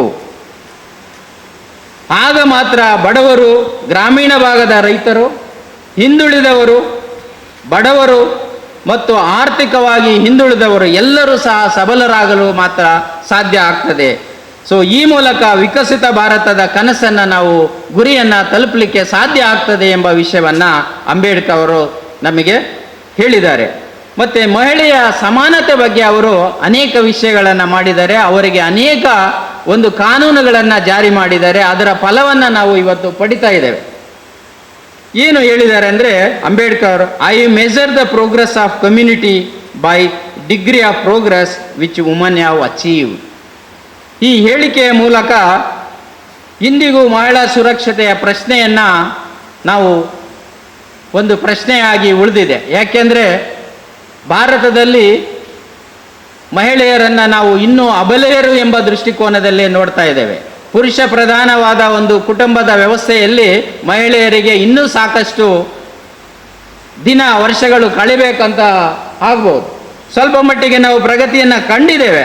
ಆದರೂ ಉದ್ಯೋಗದಲ್ಲಿ ಅಸಮಾನತೆ, ಪುರುಷರಷ್ಟೇ ಸಮಾನ ಅವಕಾಶಗಳು ಸಿಗ್ತಾ ಇಲ್ಲ. ಶಿಕ್ಷಣದಲ್ಲಿ ವ್ಯತ್ಯಾಸ ಇದೆ. ಹೆಣ್ಣುಮಕ್ಕಳು ಒಂದು ಪದವಿ ಆದಮೇಲೆ ನಾವು ಕಳಿಸುವ ಒಂದು ಶಾಲೆಗೆ ಕಳಿಸುವ ಒಂದು ವಿಧಾನ ಇನ್ನೂ ಸ್ವಲ್ಪ ಇಂಪ್ರೂವ್ ಆಗಬೇಕು, ಆಗಿದೆ, ಆದರೆ ಇನ್ನೂ ಹೆಚ್ಚು ಆಗಬೇಕು ಅನ್ನೋ ಒಂದು ಭಾವನೆ. ಮತ್ತು ಮಹಿಳೆಯರು ಮುಂದೆ ಬರದಿದ್ದರೆ ದೇಶ ಮುಂದೆ ಹೋಗುವುದಿಲ್ಲ ಎಂದು ಅಂಬೇಡ್ಕರ್ ಅವರ ಒಂದು ಭಾವನೆಯಾಗಿತ್ತು. ಹಾಗಾಗಿ ಮಹಿಳೆಯರಿಗೆ ಅವರು ಕಾನೂನು ಮಂತ್ರಿ ಆಗಿರುವಾಗ ಮತ್ತು ಭಾರತಕ್ಕೆ ಸ್ವತಂತ್ರ ಬರುವ ಪೂರ್ವದಲ್ಲಿ ಅವರು ಏನು ಬ್ರಿಟಿಷರೊಟ್ಟಿಗೆ ಅನೇಕ ವಿಚಾರಗಳನ್ನು ಪ್ರಸ್ತಾಪ ಮಾಡಿ ಹೆಣ್ಣು ಮಕ್ಕಳಿಗೆ ಹೆರಿಗೆ ರಜೆಯನ್ನು ಕೊಡುವಂಥ ಪ್ರಯತ್ನ ಮಾಡಿದ್ದಾರೆ. ಅವರಿಗೆ ಹೆರಿಗೆ ಭತ್ಯವನ್ನು ಕೊಡಿಸುವಂಥ ಕೆಲಸವನ್ನು ಮಾಡಿದ್ದಾರೆ. ಮತ್ತು ಇತರೆ ಎಲ್ಲ ಸೌಲಭ್ಯಗಳನ್ನು ಅವರಿಗೆ ತರಲಿಕ್ಕೆ ಪ್ರಯತ್ನ ಮಾಡಿ ಅವರು ಕಾನೂನು ಮಂತ್ರಿ ಆದಮೇಲೆ ಹಿಂದೂ ಪಿನಲ್ ಕೋಡ್ ಬಿಲ್ ತಂದರು. ಅದು ಆವಾಗ ಆಗಿನ ಕಾಲಘಟ್ಟದಲ್ಲಿ ಅನೇಕ ಜನಕ್ಕೆ ಸರಿಯಾದ ರೀತಿಯಲ್ಲಿ ಅರ್ಥ ಆಗಿಲ್ಲ. ಹಾಗಾಗಿ ಸ್ವಲ್ಪ ಮಟ್ಟಿಗೆ ಅದು ವಿರೋಧ ಆಗಿ ಪಾರ್ಲಿಮೆಂಟಲ್ಲಿ ಆ ಬಿಲ್ ಬಿದ್ದೋಗಿದೆ. ಆದರೆ ಈಗ ನಾವು ಮಹಿಳಾ ಬಿಲ್ಗೆ ಪಾರ್ಲಿಮೆಂಟಲ್ಲಿ ಚರ್ಚೆ ಆಗಿದೆ. ಇನ್ನು ಸ್ವಲ್ಪ ದಿವಸದಲ್ಲೇ ಸಹ ಅದು ಬರುವಂಥ ಸಂಭವ ಇದೆ. ಮಹಿಳಾ ರಿಸರ್ವೇಷನ್ ಬಿಲ್ಲು ಇದು ನಮಗೆಲ್ಲ ಗೊತ್ತಿರುವಂಥ, ಇದು ಬಹಳ ಪ್ರಗತಿದಾಯಕ ಒಂದು ಹೆಜ್ಜೆ ಭಾರತದಲ್ಲಿ ಆಗ್ತಾ ಇದೆ ಅಂತ ಹೇಳಿದ್ರೆ ತಪ್ಪಾಗಲಾರದು. ಆಗ ಹಿಂದೂ ಪಿನಲ್ ಬಿಲ್ಲಲ್ಲಿ ಏನು ಹೇಳಿದ್ರು ಅವರಂದರೆ, ಮಹಿಳೆಯರಿಗೆ ಆಸ್ತಿ ಹಕ್ಕನ್ನು ಕೊಡಬೇಕು, ಮತ್ತು ಮಹಿಳೆಯರಿಗೆ ಮದುವೆ ಆಗುವಂತಹ ಸ್ವತಂತ್ರವನ್ನು ಕೊಡಬೇಕು, ಅವರೇ ನಿರ್ಣಯ ಮಾಡಬೇಕು. ಮತ್ತು ಅವರಿಗೆ ಮದುವೆ ಸಂದರ್ಭದಲ್ಲಿ ಏನಾದರೂ ತೊಂದರೆ ಆದರೆ ಅವರಿಗೆ ವಿಚ್ಛೇದನ ಮಾಡುವಂಥ ಸ್ವತಂತ್ರವನ್ನು ನೀಡಬೇಕು. ಮತ್ತೆ ಅವರಿಗೆ ಮರುಮದುವೆ ಆಗುವಂಥ ಅವಕಾಶವನ್ನು ಕಲ್ಪಿಸಬೇಕು. ಆಗಿನ ಕಾಲಘಟ್ಟದಲ್ಲಿ ಈ ವಿಷಯಗಳಿಗೆ ನಮ್ಮಲ್ಲಿ ಇನ್ನೂ ನಾವು ನಮ್ಮ ಆಲೋಚನಾ ಕ್ರಮಗಳು ಹೆಚ್ಚು ಅಡ್ವಾನ್ಸ್ ಆಗಿರಲಿಲ್ಲ. ಹಾಗಾಗಿ ಆ ಬಿಲ್ಲು ಅಲ್ಲಿಗೆ ನಿಂತೋಗಿ ಅವರು ಬೇಜಾರಿದಿಂದ ನಮ್ಮ ಭಾರತದಲ್ಲಿ ಇಷ್ಟೊಂದು ನಾನು ವಿಷಯಗಳನ್ನು ಒಳ್ಳೆಯದನ್ನು ಬಯಸಿದ್ರೆ ಇದನ್ನು ಯಾರೂ ಅರ್ಥ ಮಾಡ್ಕೊತಿಲ್ಲ ಅಂತ ನೆಹರು ಅವರಿಗೆ ತಮ್ಮ ಕಾನೂನು ಮಂತ್ರಿಯ ಪದವಿಯನ್ನು ರಾಜೀನಾಮೆಯನ್ನು ಕೊಟ್ಟು ಭಾರವಾದ ಹೃದಯದಿಂದ ನೋವಿನಿಂದ ಪಾರ್ಲಿಮೆಂಟಿಂದ ಹೊರಗೆ ಬಂದು ಮತ್ತೆ ಅವರು ಯಾವತ್ತೂ ಸಹ ಪಾರ್ಲಿಮೆಂಟ್ ಕಡೆ ಮುಖ ಮಾಡಲಿಲ್ಲ. ಮತ್ತು ಯಾವುದೇ ಚುನಾವಣೆಗೂ ಸಹ ಅವರು ಭಾಗವಹಿಸಲಿಕ್ಕೆ ಪ್ರಯತ್ನ ಮಾಡಲಿಲ್ಲ. ಹಾಗಾದರೆ ಅವರ ಬದ್ಧತೆಯನ್ನು ನಾವು ಇಲ್ಲಿ ಅರ್ಥ ಮಾಡ್ಕೋಬೇಕಾಗಿದೆ. ಅಂಬೇಡ್ಕರ್ ಅವರ ದೃಷ್ಟಿಕೋನದಲ್ಲಿ ಅಂದರೆ ಅವರು ಮಹಿಳೆಯರ ಬಗ್ಗೆ ಎಷ್ಟು ಅಭಿಮಾನ, ಜ್ಞಾನದಿಂದ ಉತ್ತಮ ವಿಷಯಗಳನ್ನು ಅವರು ತಂದಿದ್ರು ಅನ್ನೋದನ್ನು ನಾವು ಎಲ್ಲ ವಿದ್ಯಾರ್ಥಿಗಳು ಮತ್ತು ಎಲ್ಲ ಭಾರತೀಯರು ನಾವು ಅರ್ಥ ಮಾಡಿಕೊಂಡ್ರೆ ಮಾತ್ರ ಅವರ ಒಂದು ದೃಷ್ಟಿಕೋನಕ್ಕೆ ಒಂದು ಮೌಲ್ಯ ಬರ್ತದೆ ಅಂತ ನಾನು ಭಾವಿಸ್ಕೊಂಡಿದ್ದೇನೆ. ಅದೇ ರೀತಿ ಪ್ರಜಾಪ್ರಭುತ್ವದ ಬಗ್ಗೆ ಇವತ್ತು ಪ್ರಜಾಪ್ರಭುತ್ವ ಬಹಳ ಮುಖ್ಯವಾಗಿದೆ. ಎಲ್ಲ ರಾಷ್ಟ್ರಗಳಲ್ಲಿ ಪ್ರಜಾಪ್ರಭುತ್ವದ ಒಂದು ವಿಚಾರ ಮತ್ತು ಆಡಳಿತಗಳಿಗೆ ಹೆಚ್ಚು ಪ್ರಾಮುಖ್ಯತೆ ಬರ್ತಾ ಇದೆ. ಭಾರತ ವಿಶ್ವದಲ್ಲಿಯೇ ಅತ್ಯಂತ ವಿಶಾಲವಾದ ಬಲಿಷ್ಠವಾದ ಪ್ರಜಾಪ್ರಭುತ್ವ ರಾಷ್ಟ್ರ. ಹಾಗಾಗಿ ದ ಫಾದರ್ ಆಫ್ ಡೆಮೋಕ್ರಸಿ ಅಂದರೆ ಡಾಕ್ಟರ್ BR ಅಂಬೇಡ್ಕರ್ ಅಂತ ಅನೇಕ ಮಹನೀಯರು ಹೇಳಿದ್ದಾರೆ. ಮತ್ತು ಫೇಮಸ್ ಎಕನಾಮಿಸ್ಟ್ ಅಮೃತ್ ಸೇನ್ ಅವರು ಒಂದು ಮಾತು ಹೇಳಿದ್ದಾರೆ, ಫಾದರ್ ಆಫ್ ಎಕನಾಮಿಸ್ಟ್ ಅಂದರೆ ಡಾಕ್ಟರ್ BR ಅಂಬೇಡ್ಕರ್. ನಮ್ಮ ಅರ್ಥಶಾಸ್ತ್ರದ ಪಿತಾಮಹ ಯಾರಾದರೂ ಇದ್ದಾರೆ ಅಂದರೆ ವಿಶ್ವದಲ್ಲಿ ನನಗೆ ಡಾಕ್ಟರ್ BR ಅಂಬೇಡ್ಕರ್ ಬಿಟ್ಟರೆ ಮತ್ತೊಬ್ಬರು ಕಾಣೋದಿಲ್ಲ ಅಂತ ಅವರ ದೃಷ್ಟಿ, ಅವರ ಒಂದು ಹೇಳಿಕೆ ಆಗಿತ್ತು. ಹಾಗಾಗಿ ಅವರು ಅನೇಕ ಕಾನೂನುಗಳನ್ನು ಮಾಡಿದ್ರು, ಸಮಾನ ತತ್ವವನ್ನು ತಂದರು. All are equal under law, ಕಾನೂನಿನ ಮುಂದೆ ಅವರು ಸರ್ವರು ರಾಷ್ಟ್ರಪತಿ ಆಗ್ಬೋದು, ರಾಜನಾಗಿರ್ಬೋದು, ಅಥವಾ ಅತಿ ಶ್ರೀಮಂತನಾಗಿರ್ಬೋದು, ಅಥವಾ ಕಾನೂನಿನ ಪಂಡಿತರಾಗಿರ್ಬೋದು, ಎಲ್ಲರೂ ಸಹ ಕಾನೂನಿನ ಅಡಿಯಲ್ಲಿ ನಾವು ಸಮಾನರು. ಅದೇ ರೀತಿ ಅವರು ಪ್ರತಿಯೊಬ್ಬರಿಗೂ ಮತದಾನ ಹಕ್ಕನ್ನು ಕೊಟ್ಟು ಪ್ರಜಾಪ್ರಭುತ್ವದ ಒಂದು ಆಯ್ಕೆ ಮಾಡುವ ಹಕ್ಕನ್ನು ನಮಗೆ ನೀಡಿದ್ದಾರೆ. ಆ ಮೂಲಕ ವಯಸ್ಕರಿಗೆ ಮತದಾನ. ಸೊ ಈ ಮೂಲಕ ನಾವು ರಾಷ್ಟ್ರವನ್ನು ನಮ್ಮನ್ನು ನಾವು ಆಯ್ಕೆ ಮಾಡಿಕೊಳ್ಳುವಂಥ ಹಕ್ಕನ್ನು ನೀಡಿದ್ದಾರೆ. ಹಿಂದೆ ಖಾಲಿ ಶ್ರೀಮಂತರಿಗೆ ಏನು ಟ್ಯಾಕ್ಸ್ ಯಾರು ಪೇ ಮಾಡ್ತಾರೆ, ತೆರಿಗೆ ಕಟ್ಟುವಂತಹ ಜನರಿಗೆ ಮಾತ್ರ ಮತದಾನದ ಹಕ್ಕಿತ್ತು. ಅಂತಹ ಒಂದು ವಿಚಾರವನ್ನು ಬದಲಾಯಿಸಿ ನಮಗೆ ಮತದಾನದ ಹಕ್ಕು ನೀಡುವ ಮೂಲಕ ಪ್ರಜಾಪ್ರಭುತ್ವದ ಒಂದು ಮೌಲ್ಯವನ್ನು ಹೆಚ್ಚು ಮಾಡಿದ ಕೀರ್ತಿ ಡಾಕ್ಟರ್ BR ಅಂಬೇಡ್ಕರ್ ಅವರಿಗೆ ಸಲ್ತದೆ ಅಂತ ನಾನು ಭಾವಿಸ್ಕೊಂಡಿದ್ದೇನೆ ಬಂಧುಗಳೇ. ಮತ್ತು ವಿಜ್ಞಾನ ಮತ್ತು ತಂತ್ರಜ್ಞಾನದ ಬಗ್ಗೆನೂ ಸಹ ಅಂಬೇಡ್ಕರ್ ಅವರು ಬಹಳ ಹಿಂದೆಯೇ ಹೇಳಿದ್ದಾರೆ. ಏನು ಹೇಳಿದ್ದಾರೆ ಅಂದರೆ, ಪ್ರತಿಯೊಂದು ದೇಶದ ಪ್ರಗತಿಗೆ ವಿಜ್ಞಾನ ಮತ್ತು ತಂತ್ರಜ್ಞಾನ ಅತಿ ಮುಖ್ಯ ಅಂತ ಹೇಳಿದರು. ಇವತ್ತು ನಮಗೆ AI ಇದೆ, ಆರ್ಟಿಫಿಷಿಯಲ್ ಇಂಟೆಲಿಜೆನ್ಸ್ ಬಂದಿದೆ. ಅದೇ ರೀತಿ ಸ್ಪೇಸ್ ಟೆಕ್ನಾಲಜಿಯಿಂದ ನಾವು ಅನೇಕ ಅಭಿವೃದ್ಧಿ, ಇವತ್ತು ನಾವು ಮಾತಾಡುವಂಥ ವಿಷಯಗಳನ್ನು ಅನೇಕ ನೆಟ್ವರ್ಕಿಂಗ್ ಅಥವಾ TV ಚಾನಲ್ಗಳಿರ್ಬೋದು, ಎಲ್ಲ ವಿಷಯಗಳು ನಮಗೆ ಸಂಪರ್ಕ ಸಾಧನ ಆಗಿದೆ. ಅದೇ ರೀತಿ ಡಿಜಿಟಲ್ ರೆವಲ್ಯೂಷನ್ ಭಾರತದಲ್ಲಿ ಆಗ್ತಾ ಇದೆ. ಇದರ ಉಪಯೋಗ ವೇಗ ನಮಗೆ ಭಾರತದ ಅಭಿವೃದ್ಧಿಗೆ ಪೂರಕವಾಗಿದೆ. ಆದರೆ ಅಂಬೇಡ್ಕರ್ ಅವರು ಇದರ ಬಗ್ಗೆ ತಮ್ಮ ಒಂದು ವಿಶೇಷವಾದ ಒಂದು ಎಚ್ಚರಿಕೆಯನ್ನು ನೀಡಿದರು. Technology without humanity is the dangerous. ಹಾಗಾಗಿ ಇವತ್ತು ನಾವು ಮೊಬೈಲ್ ಬಳಸ್ತಾ ಇದ್ದೇವೆ. ಮೊಬೈಲಿಂದ ನಮ್ಮ ಮಕ್ಕಳಿಗೆ ಎಷ್ಟು ಸಮಸ್ಯೆ ಆಗ್ತಾ ಇದೆ ಅಂತ ನಾವು ಪೇರೆಂಟ್ಸ್ಗೆ ಅರ್ಥ ಆಗ್ತದೆ. ಹೆಚ್ಚು ಮೊಬೈಲ್ ಬಳಕೆಯಿಂದ ವಿದ್ಯಾರ್ಥಿಗಳ ಒಂದು ಕಾನ್ಸಂಟ್ರೇಷನ್ ಕಡಿಮೆ ಆಗ್ತದೆ. ಆದ್ದರಿಂದ ತಿಳುವಳಿಕೆಯಿಂದ ವಿಜ್ಞಾನವನ್ನು ಬಳಸಬೇಕು ಅಂತ ಅಂಬೇಡ್ಕರ್ ಅವರು ಹಿಂದೆ ನಮ್ಮ ದೇಶಕ್ಕೆ ಒಂದು ಮಾದರಿಯನ್ನು, ಒಂದು ಸೂಚನೆಯನ್ನು ನೀಡಿದ್ದಾರೆ. ಮತ್ತು ನಾವು ವಿಜ್ಞಾನದ ಮನೋಭಾವನೆಯನ್ನು ಬೆಳೆಸ್ಕೊಳ್ಬೇಕು. ವೈಜ್ಞಾನಿಕ ಚಿಂತನೆಯ ತಳಹದಿ ಮೇಲೆ ದೇಶವನ್ನು ಕಟ್ಟಬೇಕು. ಅಂಧಶ್ರದ್ಧೆ, ಮೂಢನಂಬಿಕೆಯನ್ನು ಬಿಡಬೇಕು. ಪ್ರಶ್ನಿಸುವ ಹೆಚ್ಚು ಹೆಚ್ಚು ವಿದ್ಯಾರ್ಥಿಗಳು ಪ್ರಶ್ನಿಸುವ ಒಂದು ಮನೋಭಾವವನ್ನು ಬೆಳೆಸ್ಕೋಬೇಕು. ಇಂಥ ಗುಣಗಳನ್ನು ವಿದ್ಯಾರ್ಥಿಗಳಲ್ಲಿ ಬೆಳೆಸುವ ಕಾರ್ಯ ಶಿಕ್ಷಕರಿಗೂ ಮತ್ತು ಪೋಷಕರಿಗೂ ಇದೆ ಎನ್ನುವ ಒಂದು ಜವಾಬ್ದಾರಿಯನ್ನು ಅವರು ಹೇಳಿದ್ದಾರೆ. ಹೆಚ್ಚು ಹೆಚ್ಚು ವೈಜ್ಞಾನಿಕ ವಿಚಾರಗಳನ್ನು ಮಾಡೋದ್ರ ಮೂಲಕ ನಾವು ರಾಷ್ಟ್ರದಲ್ಲಿ ವಿಮರ್ಶೆ ಮಾಡುವಂಥ, ಸತ್ಯವನ್ನು ಒಪ್ಪಿಕೊಳ್ಳುವಂಥ ಒಂದು ಜ್ಞಾನ ನಮ್ಮಲ್ಲಿ ಹೆಚ್ಚಾಗಬೇಕು ಅಂತ ಅಂಬೇಡ್ಕರ್ ಹೇಳಿದ್ದಾರೆ. ಈ ಮೂಲಕ ವಿಕಸಿತ ಭಾರತದ ಒಂದು ಗುರಿಯನ್ನು ತಲುಪಲಿಕ್ಕೆ ಒಳ್ಳೆಯ ಮಾರ್ಗ ಅಂತ ನಮಗೆ ಸೂಚಿಸಿದ್ದಾರೆ. ಅದೇ ರೀತಿ ಯುವಕರಿಗೆ ಅಂಬೇಡ್ಕರ್ ಏನು ಸಂದೇಶವನ್ನು ನೀಡಿದ್ದಾರೆ ಅಂದರೆ, ಭವಿಷ್ಯದ ಭಾರತ ನಿಮ್ಮ ಕೈಯಲ್ಲಿದೆ. ಸಮಾಜದ ದಿಕ್ಕು ಬದಲಾಯಿಸುವ ಶಕ್ತಿ ನಿಮ್ಮಲ್ಲಿದೆ. ಯುವ ಶಕ್ತಿಯೇ ಭಾರತದ ಶಕ್ತಿ. ಕೌಶಲ್ಯಯುತ ಶಕ್ತಿ ಯುವಕರಲ್ಲಿ ಬರಬೇಕು. ಭಾರತ ಶೀಲವಂತ ರಾಷ್ಟ್ರ ಆಗಬೇಕು. ವಿದ್ಯಾರ್ಥಿಗಳಲ್ಲಿ ಹೆಚ್ಚು ಉತ್ತಮ ಗುಣಗಳನ್ನು ನಾವು ನಿರ್ಮಾಣ ಮಾಡಬೇಕು. ಅವರು ಗುಣವಂತರಾಗಬೇಕು. ಯಾಕೆ ಒಂದು ವಿಷಯವನ್ನು ನಾನು ಈಗ ನೆನಪು ಮಾಡ್ತೇನೆ. ಅವರು ಕೊಲಂಬಿಯಾ ವಿಶ್ವವಿದ್ಯಾಲಯದಲ್ಲಿ ಸಂಶೋಧನೆ ಮಾಡುವಾಗ ಅವರಿಗೆ ಒಂದು ಆಸ್ತಮಾ ರೀತಿಯ ಒಂದು ರೋಗಕ್ಕೆ ಅವರು ತುತ್ತಾಗ್ತಾರೆ. ಡಾಕ್ಟರು ಔಷಧಿಯನ್ನು ನೀಡ್ತಾರೆ, ಆದರೂ ಸಹ ಅದು ಮತ್ತೆ ಮತ್ತೆ ಉಲ್ಬಣ ಆಗ್ತಾ ಇರ್ತದೆ. ಆಗ ಅವರು ಕರೆದು ಹೇಳ್ತಾರೆ, ಪಾಶ್ಚಿಮಾತ್ಯ ರಾಷ್ಟ್ರಗಳಲ್ಲಿ ಕೋಲ್ಡ್ ಕಂಟ್ರೀಸ್, ಶೀತ. ಹಾಗಾಗಿ ಅವರು ಒಂದು ಮಾತು ಹೇಳ್ತಾರೆ, ಅಂಬೇಡ್ಕರ್ ಅವರೇ, ನೀವು ಸ್ವಲ್ಪ ಮಟ್ಟಿಗೆ ವೈನನ್ನು ಬಳಸಿದ್ರೆ ನಿಮ್ಮ ದೇಹಕ್ಕೆ ಸರಿ ಆಗಬಹುದೇನೋ ಅಂತ. ಅವರು ಯಾವುದೇ ಕಾರಣಕ್ಕೆ ನನಗೆ ಕಾಯಿಲೆ ಗುಣ ಆಗದಿದ್ರೂ ಚಿಂತೆ ಇಲ್ಲ, ನಾನು ಯಾವುದೇ ಕಾರಣಕ್ಕೆ ಈ ವೈನನ್ನು ನಾನು ಬಳಸೋದಿಲ್ಲ ಅಂತ ಡಾಕ್ಟರಿಗೆ ಹೇಳ್ತಾರೆ. ಮತ್ತು ಯಾವತ್ತೂ ಸಹ ಅವರು ಮದ್ಯಪಾನವನ್ನು ಸ್ವೀಕರಿಸಲಿಲ್ಲ. ಹಾಗಾಗಿ ಅಂಬೇಡ್ಕರ್ ಅವರು ಯುವಕರಿಗೆ ಮಾದರಿಯಾಗಿದ್ದಾರೆ ಮತ್ತು ದೇಶಕ್ಕೆ ಮಾದರಿಯಾಗಿದ್ದಾರೆ, ವಿಶ್ವಕ್ಕೆ ಮಾದರಿಯಾಗಿದ್ದಾರೆ ಅಂತ. ಅದೇ ರೀತಿಯ ಒಂದು ನಾವು ಗುಣಗಳನ್ನು ವಿದ್ಯಾರ್ಥಿಗಳಲ್ಲಿ, ಯುವಕರಲ್ಲಿ ಬೆಳೆಸಿದ್ರೆ ಆಗ ಅವರು ವಿಕಸಿತ ಭಾರತಕ್ಕೆ ಒಂದು ಆಧಾರವಾಗ್ತಾರೆ ಅನ್ನೋ ಒಂದು ದೃಷ್ಟಿಕೋನ ಅವರಲ್ಲಿ ಇತ್ತು. ಮತ್ತು ವಿದ್ಯಾರ್ಥಿಗಳೆಲ್ಲರೂ ನೀವು ಪ್ರಶ್ನಿಸುವ ಗುಣವನ್ನು ಹೆಚ್ಚಿಸ್ಕೋಬೇಕು. ಸತ್ಯಪರತೆ, ಸ್ವಾರ್ಥರಹಿತ ವ್ಯಕ್ತಿಗಳಾಗಬೇಕು. ಈ ರೀತಿಯ ಒಂದು ಗುಣಗಳನ್ನು ಬೆಳೆಸಿಕೊಳ್ಳುವ ಮೂಲಕ ಅಸಮಾನತೆಯನ್ನು ಬೆಳೆಸುವ ವ್ಯಕ್ತಿಗಳಾಗಬೇಕು. Be educated, be organised, be agitated. ಎಂಬ ಸಂದೇಶವನ್ನು ಡಾಕ್ಟರ್ BR ಅಂಬೇಡ್ಕರ್ ಅವರು ಯುವಕರ ಮುಂದೆ ಬಿಟ್ಟುಕೊಟ್ಟಿದ್ದಾರೆ, ಸಂದೇಶವನ್ನು ನೀಡಿದ್ದಾರೆ.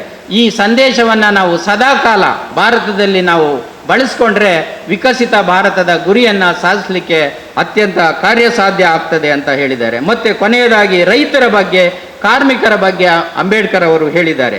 ಈಗ ಕೆಲವು ಸಮಸ್ಯೆಗಳಿದ್ದಾವೆ. ಯಾಕಂದರೆ ಎಲ್ ಪಿ ಜಿ ಅಂದರೆ ಎಲ್ಲರಿಗೂ ಈಗ ಭಯ ಆಗ್ತದೆ. ಯಾಕೆಂದರೆ ನಮಗೆ ಸಪ್ಲೈ ಇಲ್ಲ, ಸರಿಯಾದ ಸಪ್ಲೈ ಇಲ್ಲ. LPG ಅಂದರೆ ಲಿಬರಲೈಸೇಷನ್, ಉದಾರೀಕರಣ, ಪ್ರೈವೇಟೈಸೇಷನ್, ಗ್ಲೋಬಲೈಸೇಷನ್. ಇದರ ಇಂಪ್ಯಾಕ್ಟ್ ಭಾರತದ ಸಮಾಜದ ಮೇಲೆ ಬಹಳಷ್ಟು ಆಗಿದೆ. ಹಾಗಾಗಿ ಎಲ್ಲ ಖಾಸಗೀಕರಣದ ಪ್ರಭಾವದಿಂದ ನಮ್ಮ ಸರ್ಕಾರಿ ಕೆಲವೊಂದು ಸಲ ನಮಗೆ ಗೊತ್ತಿದೆ ಏನು ಸಮಸ್ಯೆ ಇದೆ ಅಂತ, ಸರ್ಕಾರಿ ವ್ಯವಸ್ಥೆಯಲ್ಲಿ ಏನು ಸಮಸ್ಯೆ ಆಗ್ತಾ ಇದೆ ಅಂತ. ಅದನ್ನು ನಾನು ಹೇಳೋಕೆ ಹೋಗೋದಿಲ್ಲ. ಯಾಕೆಂದರೆ ಇಂಥ ಅನೇಕ ವಿಚಾರಗಳಿಂದ ನಮಗೆ ತೊಡಕು ಉಂಟಾಗಿದ್ರೂ ಸಹ ಇದನ್ನು ಪಾಸಿಟಿವ್ ಆಗಿ, ಧನಾತ್ಮಕವಾಗಿ, ಏನು LPGಯನ್ನು ಸಹ ನಾವು ಮೀರಿ ಭಾರತವನ್ನು ಕಟ್ಟುವಂಥ ರಾಷ್ಟ್ರ ಆಗಬೇಕು. ಆ ಪ್ರಯತ್ನದಲ್ಲಿ ನಾವು ಹೊಸ ಕಾನೂನುಗಳಿಗೆ, ಹೊಸ ಅವಕಾಶಗಳಿಗೆ ಒಗ್ಗಿಕೊಳ್ಳುವ ಮೂಲಕ ಬಲಿಷ್ಠ ಭಾರತ ಆಗಬೇಕು. ಹಾಗಾಗಿ ರೈತರಿಗೆ ಅವರು ಅನೇಕ ಕಾನೂನುಗಳನ್ನು ಭಾಳ ಹಿಂದೆನೇ ಹೇಳಿದ್ದಾರೆ. ಕಾರ್ಮಿಕರಿಗೆ 12 ಗಂಟೆ ಇದ್ದಂಥ ಕೆಲಸ ಮಾಡುವಂಥ ಕಾರ್ಯವನ್ನು 8 ಗಂಟೆಗೆ ತಂದ ಕೀರ್ತಿ. ಬ್ರಿಟಿಷರೊಟ್ಟಿಗೆ ಹೋರಾಟ ಮಾಡಿ, ಕಾನೂನನ್ನು ಹೋರಾಟ ಮಾಡಿ ಕೇಸ್ ಹಾಕಿದ್ದಾರೆ ಅವರು ಬ್ರಿಟಿಷರ ಮೇಲೆ ಬಿಫೋರ್ ಇಂಡಿಪೆಂಡೆನ್ಸ್. ಆ ಕಾನೂನನ್ನು ಸ್ವಂತ ಖರ್ಚಿಲ್ಲದೆ ರೈತರ ಪರವಾಗಿ, ಕಾರ್ಮಿಕರ ಪರವಾಗಿ ಕಾನೂನನ್ನು ಗೆದ್ದು 8 ಗಂಟೆ ದುಡಿಯುವಂಥ ಒಂದು ನಿಯಮವನ್ನು ಬ್ರಿಟಿಷರಿಂದ ಮಾಡಿಕೊಂಡ್ರು. ಮತ್ತು ಅವರಿಗೆ ಏನು PF ಕಾನ್ಸೆಪ್ಟ್ ಇದೆ, PF ವಿಮೆ ಮತ್ತು ಇತರೆ ವೈದ್ಯಕೀಯ ಸೌಲಭ್ಯಗಳು ಏನೆಲ್ಲ ಇದ್ದಾವೆ ಅವನ್ನು ಸಹ ಅವರು ಕಲ್ಪಿಸಿಕೊಟ್ಟಿದ್ದಾರೆ. ಮತ್ತು ಭಾರತದ ಭವಿಷ್ಯಕ್ಕಾಗಿ ಅವರು ರೈತರಿಗೋಸ್ಕರ ಜಲ ಯೋಜನೆಗಳನ್ನು ರೂಪಿಸಿದ್ರು. ಯಾವುದಂದರೆ ಬಾಕ್ರಾ ನಂಗಲ್ ಅಣೆಕಟ್ಟು ಯೋಜನೆ, ಹೀರಾಕುಡ್ ಅಣೆಕಟ್ಟು ಯೋಜನೆ ಮತ್ತು ದಾಮೋದರ್ ಕಣಿವೆ ಯೋಜನೆ, ಇತರ ಅನೇಕ ಯೋಜನೆಗಳ ಬ್ಲೂ ಪ್ರಿಂಟನ್ನು ಅವರೇ ಸ್ವತಃ ತಯಾರಿಸಿದರು. ಅದರಿಂದ ನಮ್ಮ ಭಾರತದಲ್ಲಿ ಇವತ್ತು ಈ ಎಲ್ಲ ಭಾಗದಲ್ಲಿ ಒಂದು ಸ್ವರ್ಗ ಕಾಣ್ತಾ ಇದೆ. ನಮಗೆ ಕೋವಿಡ್ ಬಂದಾಗ ಯಾವುದೇ ಆಹಾರ ಸಮಸ್ಯೆ ಬರಲಿಲ್ಲ. ಒಂದು ಸಂಪರ್ಕ ಸಮಸ್ಯೆ ಬಂತು ಬಿಟ್ಟರೆ, ಡಿಸ್ಟ್ರಿಬ್ಯೂಷನ್ ಕೆಲವೊಂದು ಕಡೆ ಆಗಿದ್ದು ಬಿಟ್ಟರೆ, ಆದರೆ ನಮಗೆ ಆಹಾರ ಭಾಳಷ್ಟಿದೆ. ಇವತ್ತು ನಮಗೆ LPG ಸಮಸ್ಯೆ ಇದೆ ಬಿಟ್ಟರೆ, ಆದರೆ ಆಹಾರದ ಸಮಸ್ಯೆ ಇಲ್ಲ. ಆಹಾರ ಧಾನ್ಯಗಳು ಭಾಳಷ್ಟು ದಾಸ್ತಾನು ಇದೆ. ಅವರು ಈ ದೃಷ್ಟಿಕೋನದಿಂದ ಮಾತ್ರ ನಮ್ಮ ರೈತರು ಇಷ್ಟು ಸಾಧಿಸಲಿಕ್ಕೆ ಕಾರ್ಯ ಸಾಧ್ಯ ಆಗಿದೆ ಅಂತ ನಾನು ಹೇಳ್ತೇನೆ ಈ ಸಂದರ್ಭದಲ್ಲಿ. ಇದರಿಂದ ಭಾರತದ ರೈತರ ಕಲ್ಯಾಣಕ್ಕೆ ಅನುಕೂಲವಾಗಿದೆ. ಅಷ್ಟೇ ಅಲ್ಲದೆ ಗ್ರಾಮೀಣ ಜನರ ಉದ್ಧಾರವಾಗದೆ ಭಾರತ ಅಭಿವೃದ್ಧಿಯಾಗಲು ಸಾಧ್ಯವಿಲ್ಲ ಎಂಬುದು ಅಂಬೇಡ್ಕರ್ ಅವರ ದೂರದೃಷ್ಟಿಯಾಗಿತ್ತು. ಕೃಷಿಯನ್ನು ಕೈಗಾರಿಕೆಯನ್ನಾಗಿ ಪರಿಗಣಿಸಬೇಕು ಅಂತ ಅಂದೇ ಅಂಬೇಡ್ಕರ್ ಅವರು ಹೇಳಿದರು. ಇವತ್ತು ಸಹ ನಮ್ಮ ರೈತರು MSP ಕೇಳ್ತಾ ಇದ್ದಾರೆ. ನಾವು ಅವರ MSPಯನ್ನು ಕೊಟ್ಟರೆ ಅವರ ಬೆಲೆಯನ್ನು, ಅವರ ಬೆಲೆಯನ್ನು ಅವರೇ ನಿರ್ಧರಿಸ್ತಾರೆ. ಈಗ ಇಂಡಸ್ಟ್ರಿಯವರು ಈಗ ಮೆಡಿಸಿನ್ ತಯಾರು ಮಾಡ್ತಾರೆ, ಆ ಮೆಡಿಸಿನ್ಗೆ MRP ಅವರೇ ನಿರ್ಣಯಿಸ್ತಾರೆ. ಆದರೆ ಭಾರತದ ಬಹುಸಂಖ್ಯಾತ ನಮ್ಮ ಅನ್ನದಾತರು, ನಾವು ಹೇಳ್ತೇವೆ ಮೊದಲು 70% ಪಾಪ್ಯುಲೇಷನ್ ಆರ್ ದ ಫಾರ್ಮರ್ಸ್ ಆಗಿದ್ದರು. ಇವತ್ತು ಸ್ವಲ್ಪ ಕಡಿಮೆ ಆಗ್ತಾ ಇದೆ. ಬೇರೆ ಬೇರೆ ಕೈಗಾರಿಕೀಕರಣ ಮತ್ತು ಬೇರೆ ಬೇರೆ ಇಂಡಸ್ಟ್ರಿಯ ಒಂದು ಒತ್ತಡದಿಂದ ಕೃಷಿ ಭೂಮಿ ಕಡಿಮೆ ಆಗ್ತಾ ಬಂದಿದೆ. ಆದರೂ ಸಹ ನಾವು ಸಮೃದ್ಧಿ ಇದ್ದೇವೆ ಮತ್ತು ಒಂದು ದಾಸ್ತಾನು ಸಹ ಮಾಡ್ತಾ ಇದ್ದೇವೆ. ಆದರೆ ರೈತರ ಒಂದು ಆರ್ಥಿಕ ಸಂಪತ್ತಿಗೆ ಹೊಡೆತ ಬೀಳ್ತಾ ಇದೆ. ಅವರು ಬಲಿಷ್ಠರಾಗಿಲ್ಲ, ಅವನ ಬೆನ್ನು ಬಾಗಿದೆ ಅಂತ ಹೇಳಿದರೆ ತಪ್ಪಾಗಲಾರದು. ಹಾಗಾಗಿ ಈ ಒಂದು ಅಂಶ ಮುಂದೊಂದು ದಿವಸ ಅಂಬೇಡ್ಕರ್ ಹೇಳಿದ್ದಾರೆ, ಅದು ಕೈಗಾರಿಕೆಯಾಗಿ ಪರಿಗಣಿಸುವ ಸಂಭವ ಬರ್ತದೆ. ಹೇಗೆ ಈಗ ವುಮೆನ್ ಬಿಲ್ಲನ್ನು ನಾವು ತರ್ತಾ ಇದ್ದೇವೆ, ಅದೇ ರೀತಿಯ ಒಂದು ಅನಿವಾರ್ಯ ಬಂದೇ ಬರ್ತದೆ. ನಮ್ಮ ರೈತರಿಗೆ ಅಂಬೇಡ್ಕರ್ ದೃಷ್ಟಿಕೋನದ ಒಂದು ನ್ಯಾಯ ಸಿಗ್ತದೆ ಅಂತ ಭರವಸೆ ನಾನಾದರೂ ಇಟ್ಕೊಂಡಿದ್ದೇನೆ. ಹಾಗಾಗಿ ವಿಕಸಿತ ಭಾರತ ರೈತರ ಅಭಿವೃದ್ಧಿಯಿಂದ ಸಹ ಸೇರಿಸಿಕೊಂಡು ಸ್ಥಿರವಾದ ರಾಷ್ಟ್ರವನ್ನು ನಿರ್ಮಾಣ ಮಾಡಲಿಕ್ಕೆ ಕಾರ್ಯಸಾಧ್ಯ ಅಂತ ಅಂಬೇಡ್ಕರ್ ಅವರು ಹೇಳಿದ್ದಾರೆ. ಮತ್ತು ಅವರು ಧರ್ಮ ನಿರಪೇಕ್ಷತೆಯನ್ನು ಇಟ್ಕೊಂಡಿದ್ರು. ಧರ್ಮದ ಬಗ್ಗೆ ಸಹ ಅವರು ಏನು ಹೇಳಿದ್ದಾರೆ ಅಂದರೆ, ಸರ್ವ ಧರ್ಮಗಳನ್ನು ನಾವು ಸಮಾನವಾಗಿ ಗೌರವಿಸಬೇಕು. ಮತ್ತೆ ರಾಷ್ಟ್ರದ ಅಭಿವೃದ್ಧಿ ಹೊಂದಬೇಕಾದರೆ ನಾವೆಲ್ಲರೂ ಸಹ ಸೋದರತೆಯನ್ನು ಬಾಳಬೇಕು. ಇದು ಅವರ ಮೂಲ ದೃಷ್ಟಿಯಾಗಿತ್ತು. ಹಾಗಾಗಿ ಅವರು ಎಷ್ಟೇ ಅವರಿಗೆ ಅವಮಾನ, ಅನ್ಯಾಯ, ನಷ್ಟ ಆದರೂ ಸಹ ಯಾರ ವಿರುದ್ಧವೂ ಸಹ ಅವರು ಪ್ರಕರಣವನ್ನು ಕಾನೂನು ತಜ್ಞರಾಗಿ ಅವರು ಮಾಡಲೇ ಇಲ್ಲ. ಯಾರ ಮೇಲಾದರೂ ಅಂಬೇಡ್ಕರ್ ಅವರು ಪ್ರಕರಣವನ್ನು ದಾಖಲಿಸಿದ್ದಾರಾ? ನಾವು ನಮಗೆ ಸಣ್ಣ ಪುಟ್ಟ ಮನೆ ಹತ್ರ ನೀರಿಗಾದರೂ ಸಣ್ಣ ಸಮಸ್ಯೆ ಆದರೆ ನಾವು ಏನೆಲ್ಲ ಮಾಡಲಿಕ್ಕೆ ರೆಡಿ ಇರ್ತೇವೆ. ಆದರೆ ಅಂಬೇಡ್ಕರ್ ಅವರು ಯಾವುದೇ ಒಂದು ಪ್ರಕರಣವನ್ನು ಯಾರ ಮೇಲೂ ಸಹ ದ್ವೇಷದ ಭಾವನೆಯಿಂದ ಮಾಡಲೇ ಇಲ್ಲ ಅವರು. ಹಾಗಾಗಿ ಅವರು ಶ್ರೇಷ್ಠ ವ್ಯಕ್ತಿಯಾಗಿ ಉಳಿಲಿಕ್ಕೆ ಕಾರಣ ಆಗಿದೆ. ಮತ್ತು ರಾಷ್ಟ್ರಕವಿ ಕುವೆಂಪು ಅವರು ಸಹ ಅಂಬೇಡ್ಕರ್ ಅವರ ಒಂದು ತತ್ವ ಸಿದ್ಧಾಂತದಲ್ಲಿ ಒಂದು ಹೇಳಿಕೆಯನ್ನು ಕೊಟ್ಟಿದ್ದಾರೆ. ಮಾನವ ಶ್ರೇಷ್ಠ ಮಾನವನಾಗಬೇಕು, ವಿಶ್ವ ಮಾನವ ಆಗಬೇಕು. ಅವನು ಮಾನವನ ಧರ್ಮ ಮಾನವೀಯ ಮೌಲ್ಯಗಳಿಂದ ಕೂಡಿದ್ದರೆ ಮಾತ್ರ ಅವನ ಮನುಷ್ಯತ್ವಕ್ಕೆ ಮೌಲ್ಯ ಇದೆ ಅಂತ ನಮ್ಮ ಕುವೆಂಪು ಅವರು ಸಹ ಹೇಳಿದ್ದಾರೆ. ಅದೇ ರೀತಿ ಪ್ರಿಯ ಮಿತ್ರರೇ, ಸ್ನೇಹಿತರೆ, ಈ ಎಲ್ಲ ಮೇಲಿನ ಅಂಶಗಳನ್ನು ನಾವು ಮೆಲುಕು ಹಾಕುವುದರ ಮೂಲಕ ಅಂಬೇಡ್ಕರ್ ದೃಷ್ಟಿಕೋನದಲ್ಲಿ ವಿಕಸಿತ ಭಾರತ ಎಂದರೆ ಆರ್ಥಿಕ ಶ್ರೀಮಂತಿಕೆ ಜೊತೆಗೆ ಹೆಚ್ಚು ಸಮಾನತೆ, ಸಾಮಾಜಿಕ ನ್ಯಾಯ ಮತ್ತು ಮಾನವ ಗೌರವದಿಂದ ಶಾಂತಿ, ಬ್ರದರ್ಹುಡ್ ಅಂತ ಏನು ಹೇಳ್ತೇವೆ ನಮ್ಮ ಸಂವಿಧಾನದ ಆಶಯಗಳಂತೆ ಸಮಗ್ರ ಅಭಿವೃದ್ಧಿಯನ್ನು ಒಳಗೊಂಡಿರಬೇಕು ಎಂಬುದು ಅಂಬೇಡ್ಕರ್ ಅವರ ಆಶಯ ಆಗಿತ್ತು. ಭಾರತ ಸರ್ವ ಜನಾಂಗದ ಶಾಂತಿಯ ತೋಟ ಆಗಬೇಕು. ವಿಶ್ವ ಮಾನವತೆ, ಶಿಕ್ಷಣ ಮತ್ತು ಸ್ವಾತಂತ್ರ್ಯ ಸಮಗ್ರ ಅಭಿವೃದ್ಧಿ ಆಗಬೇಕು ಅಂತ ಕುವೆಂಪುರವರ ಕನಸು ಸಹ ಆಗಿತ್ತು. ಹಾಗಾಗಿ ವಿಕಸಿತ ಭಾರತ ಎಂದರೆ ದೊಡ್ಡ ರಸ್ತೆಗಳನ್ನು ನಿರ್ಮಾಣಿಸುವುದಲ್ಲ, ದೊಡ್ಡ ಕಟ್ಟಡಗಳನ್ನು ಕಟ್ಟುವುದಲ್ಲ, ಸಮಾನತೆ, ನ್ಯಾಯ, ಶಿಕ್ಷಣ ಮತ್ತು ಮಾನವೀಯತೆಯ ಸಂಕೇತ ಅಂತ ಈ ಸಂದರ್ಭದಲ್ಲಿ ಹೇಳ್ತಾ ಅಂಬೇಡ್ಕರ್ ಅವರ ಒಂದು ಕೊನೆ ಹೇಳಿಕೆಯನ್ನು ಹೇಳಿ ನನ್ನ ಭಾಷಣವನ್ನು ಮುಕ್ತಾಯಗೊಳಿಸ್ತೇನೆ. Life should be great rather than long.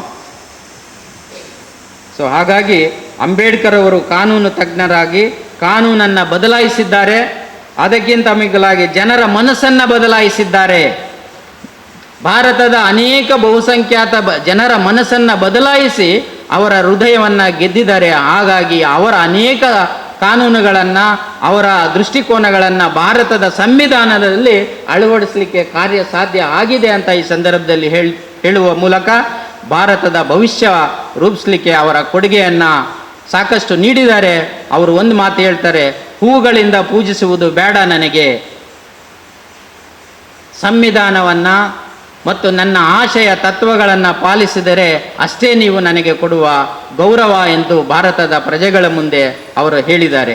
ನಾವು ಇಂದು ಹೇಳೋಣ, ನಾವು ಶಿಕ್ಷಣವನ್ನು ಪಡೆಯುತ್ತೇವೆ ಮತ್ತು ನಮ್ಮ ಮಕ್ಕಳಿಗೆ ಶಿಕ್ಷಣವನ್ನು ನೀಡ್ತೇವೆ ಎಂದು, ಮತ್ತು ಅನ್ಯಾಯದ ವಿರುದ್ಧ ಯಾವಾಗಲೂ ನಾವು ಪ್ರತಿಭಟಿಸ್ತೇವೆ, ಹೋರಾಡ್ತೇವೆ ಎಂಬ ಪ್ರತಿಜ್ಞೆಯನ್ನು ಮಾಡೋಣ.